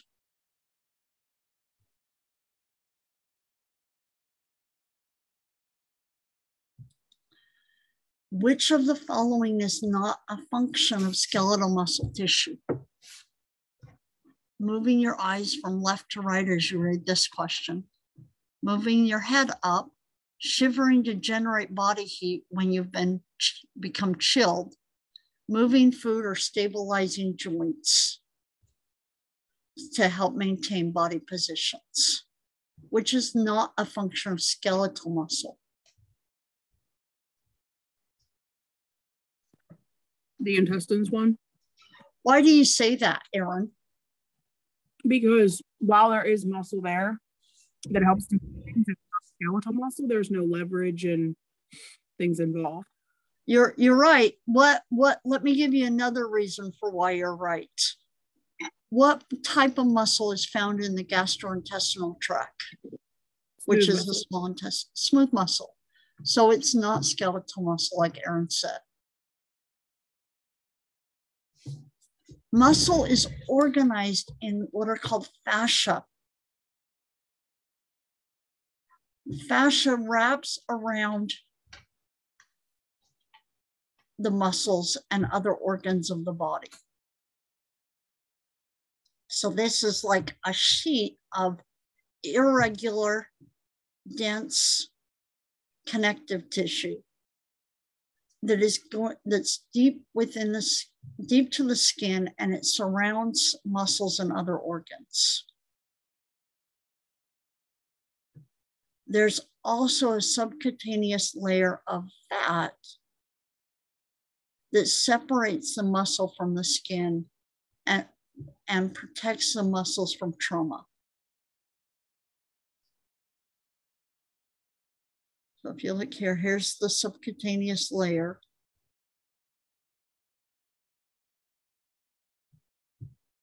And the fascia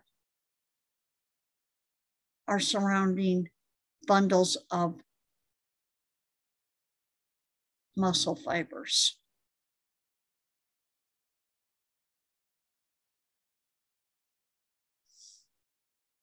This fascia lines the body wall and limbs, holds the muscles together with similar functions, allows for free movement of muscles. You can move. I'm a scrawny person, but you can move. Here's my biceps brachii right here. I can move it a little bit.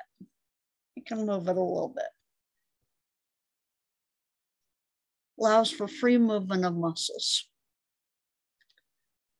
This fascia also carries nerves, blood vessels, and lymph vessels, and fills the spaces between muscles. These fascia or fascicles give muscle its characteristic grain.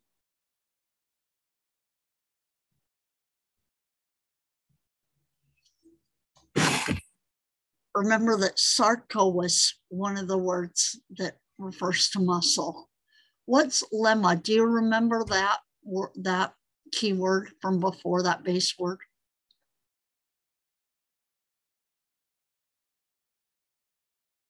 Or root word?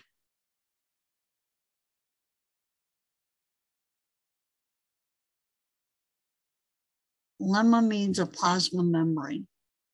So a sarcolemma is the plasma membrane of a muscle fiber.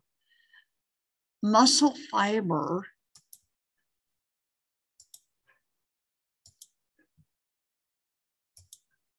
is synonymous. Muscle fiber is synonymous with muscle cell.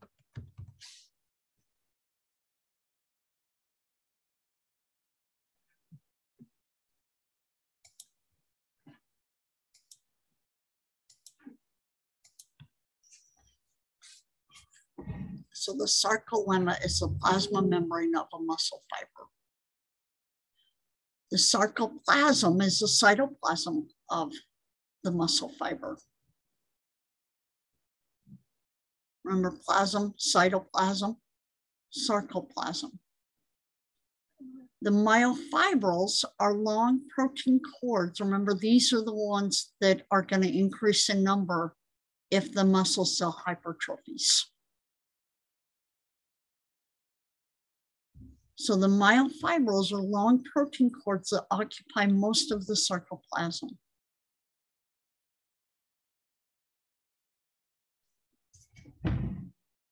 The glycogen is a carbohydrate for ATP synthesis.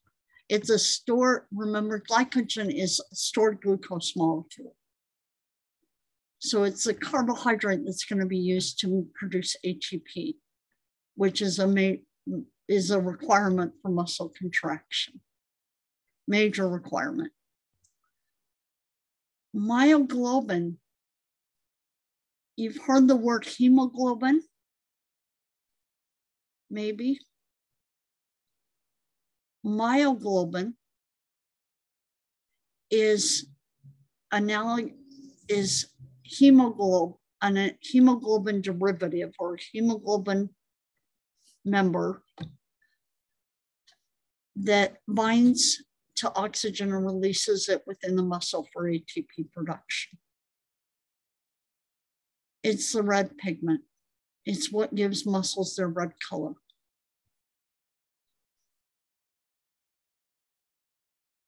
You've seen white meat and dark meat. We all had Thanksgiving a week ago. Hopefully you got some turkey in there. Dark meat has more myoglobin in it. white meat has less. Think about that throughout this chapter. Why does white meat have less myoglobin in it? Why does dark meat have more?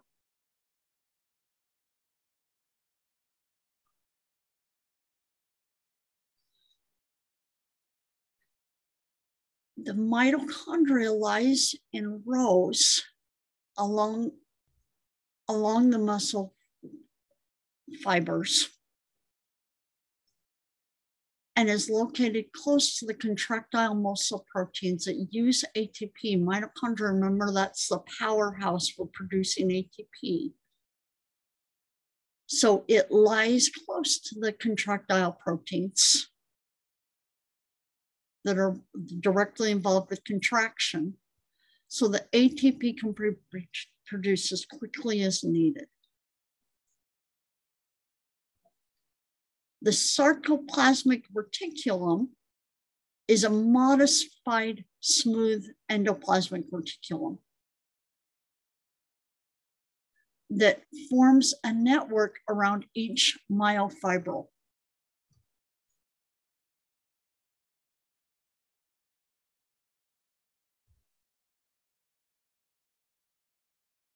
The terminal cisternae, right here, terminal cisternae are dilated end sacs of the sarcoplasmic reticulum, which cross the muscle fiber from one side to the other.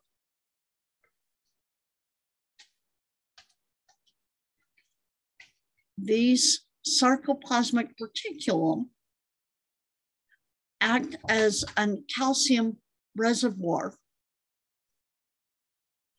and release calcium through channels to activate contraction. We'll talk about how that works between on Thursday and next Tuesday.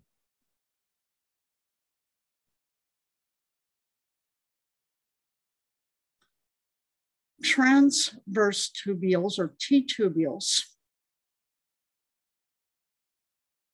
are tubular enfoldings of the sarcolemma, plasma membrane, where the tunnels form into the plasma membrane through which action potentials travel and spread throughout the muscle fiber.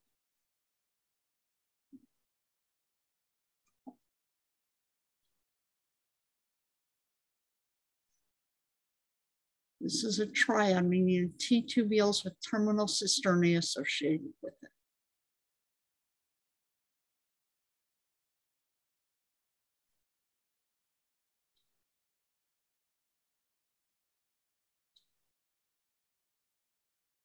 So remember what the terminal cisternae are. They're the dilated end sacs. And the transverse tubules are the tubular enfoldings. So here's the terminal cisternae, here's the T-tubule. And all three of these are called a triad.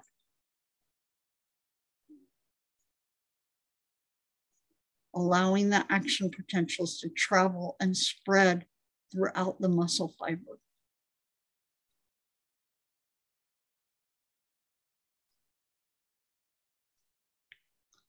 Myofibrils are contractile organelles of skeletal muscle. They contain the thin and thick myofilaments arranged in units of sarcomeres. Remember, this is what enlarges. These are the myofibrils are the ones that increase in number when muscles get bigger. Born with the same amount of muscle cells, they just enlarge. The reason they can enlarge is because we can increase and decrease the number of myofibrils.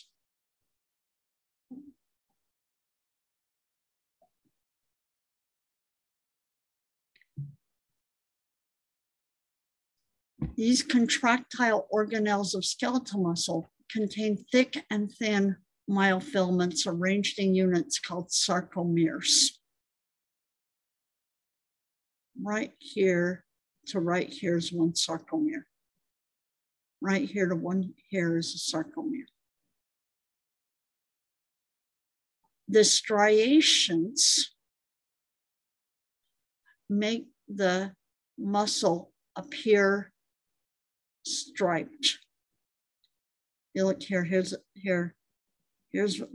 one stripe, here's the next stripe, here's the next stripe. That's why it looks striated.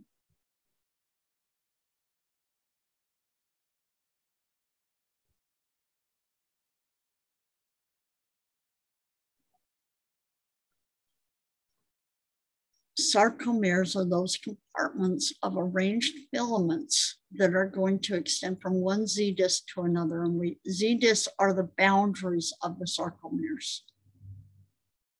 Looking right here, here's one Z disc. Here's one Z disc, here's the next Z disc.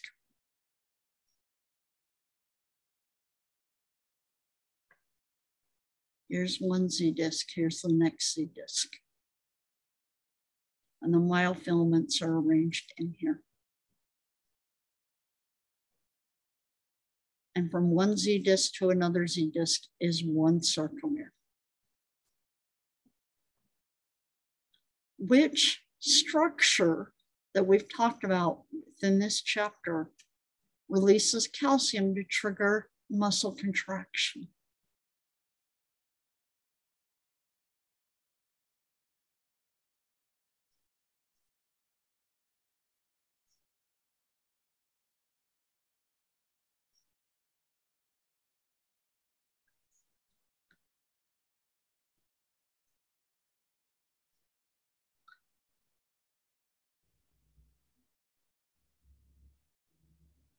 Somebody tell me. Go back and look at the slides that we've just gone over and tell me which structure is going to release calcium.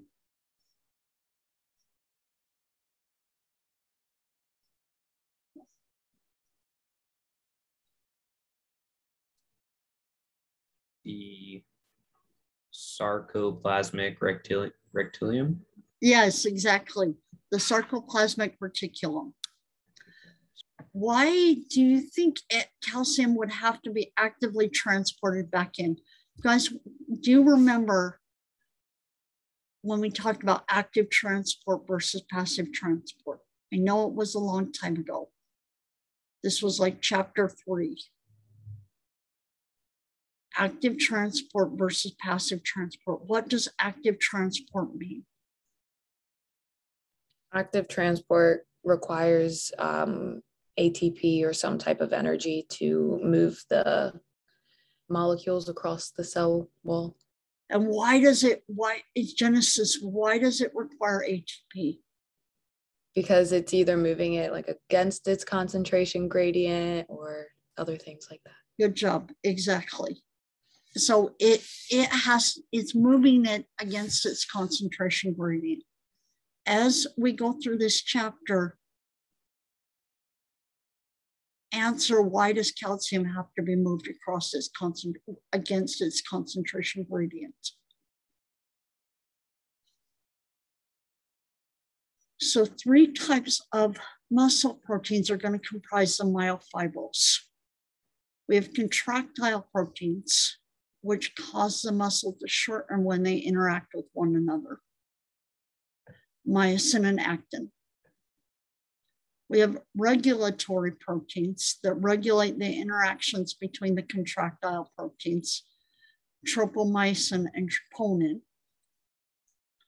And we have structural proteins that keep filaments in proper alignment, gives the myofibrils their elasticity, and links the myofibrils to the sarcolemma.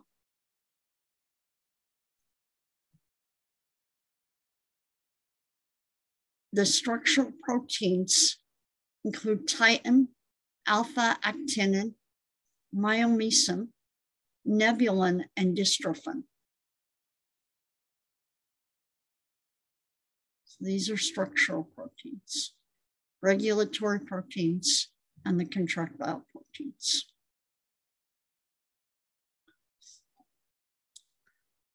So myofibrils are bundles of myofilaments, which are myosin and actin, that fill up most of the sarcoplasm, the cytoplasm within the muscle fiber.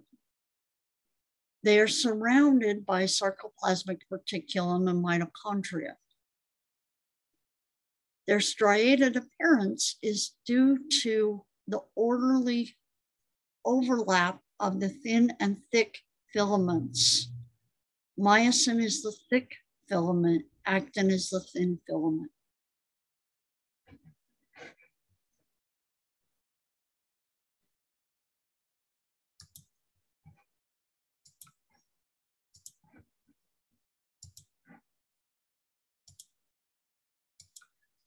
So myofilaments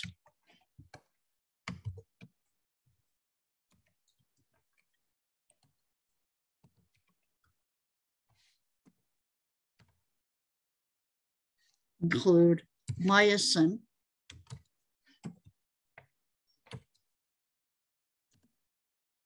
is the thick filament,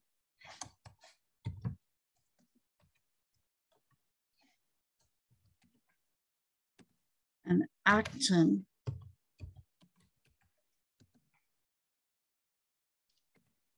is a thin filament.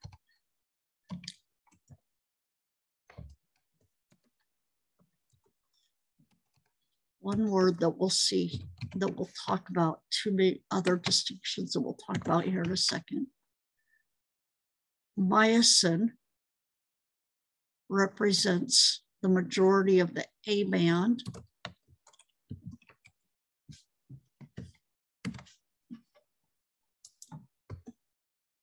And actin represents the majority of the I band.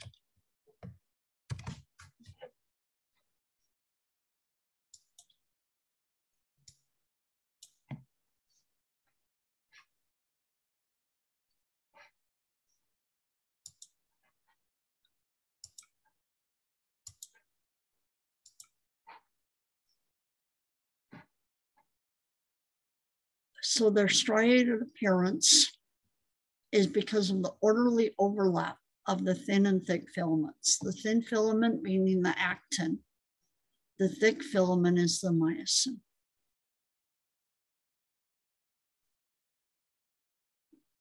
Thin filaments, thick filaments, and they're overlapping. The whole reason the muscle contracts is because of this overlap.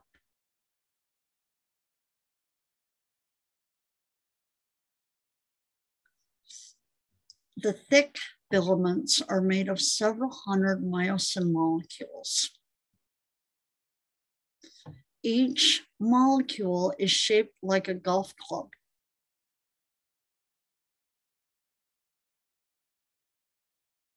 Two chains of myosin are intertwined. Two myosin filaments are intertwined to form a shaft like a tail. And then there's a double globular head. Double globular head.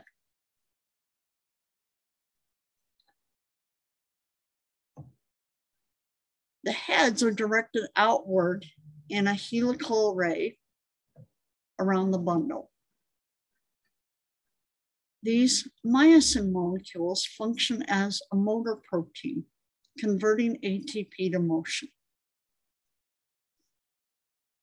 Converting the potential energy of ATP to kinetic motion.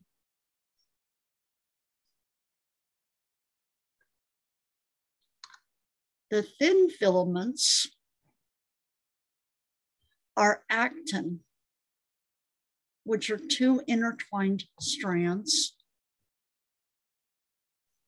of, and each strand is made of globular actin subunits with an each subunit having an active site that can bind to the head of the myosin molecule.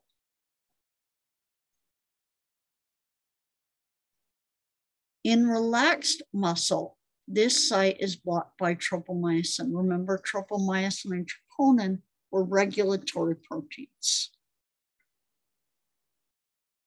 Right now, do you have any questions for me?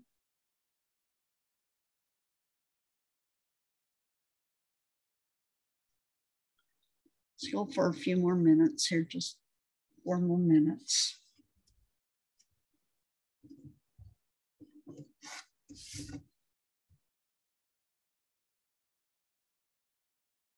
The troponin and tropomyosin act like a switch that determine when the fiber can or cannot contract. It works like a light switch. Contraction is activated by the release of calcium into the sarcoplasm and its binding to troponin.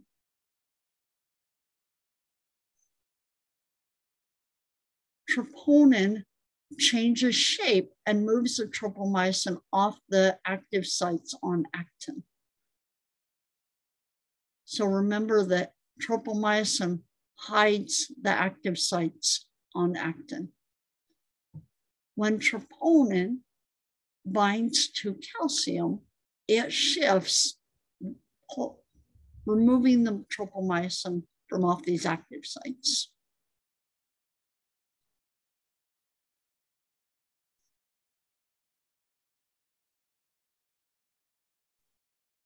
A structural protein involved here is titin.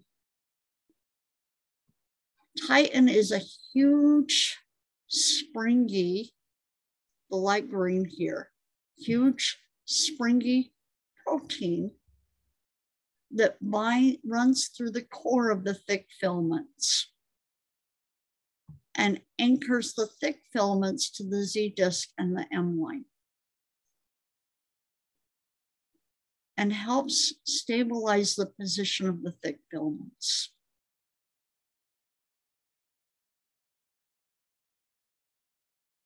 Its ability to stretch is what gives muscle its extensibility.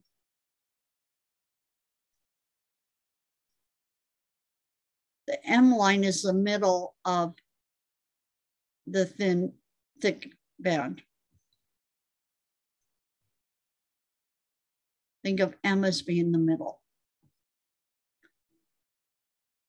So titin is what provides recoil to give muscle its elasticity. So it stretches, giving muscle its extensibility, and it provides recoil to give muscles their elasticity.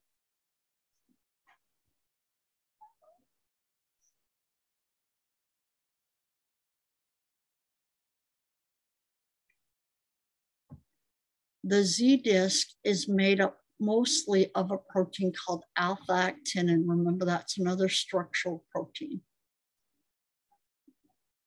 So here's the titin, here's the Z line, Z disc. This to this is one sarcomere. Here's the thin filaments, here's the thick filaments.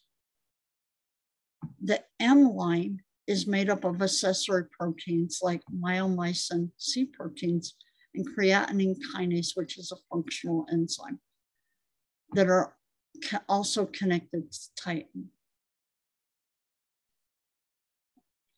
You have any questions for me?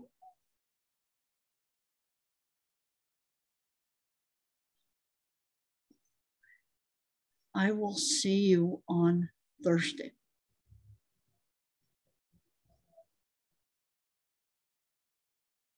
Have a wonderful 2 days. You're welcome. Thank you. See you then. See you then.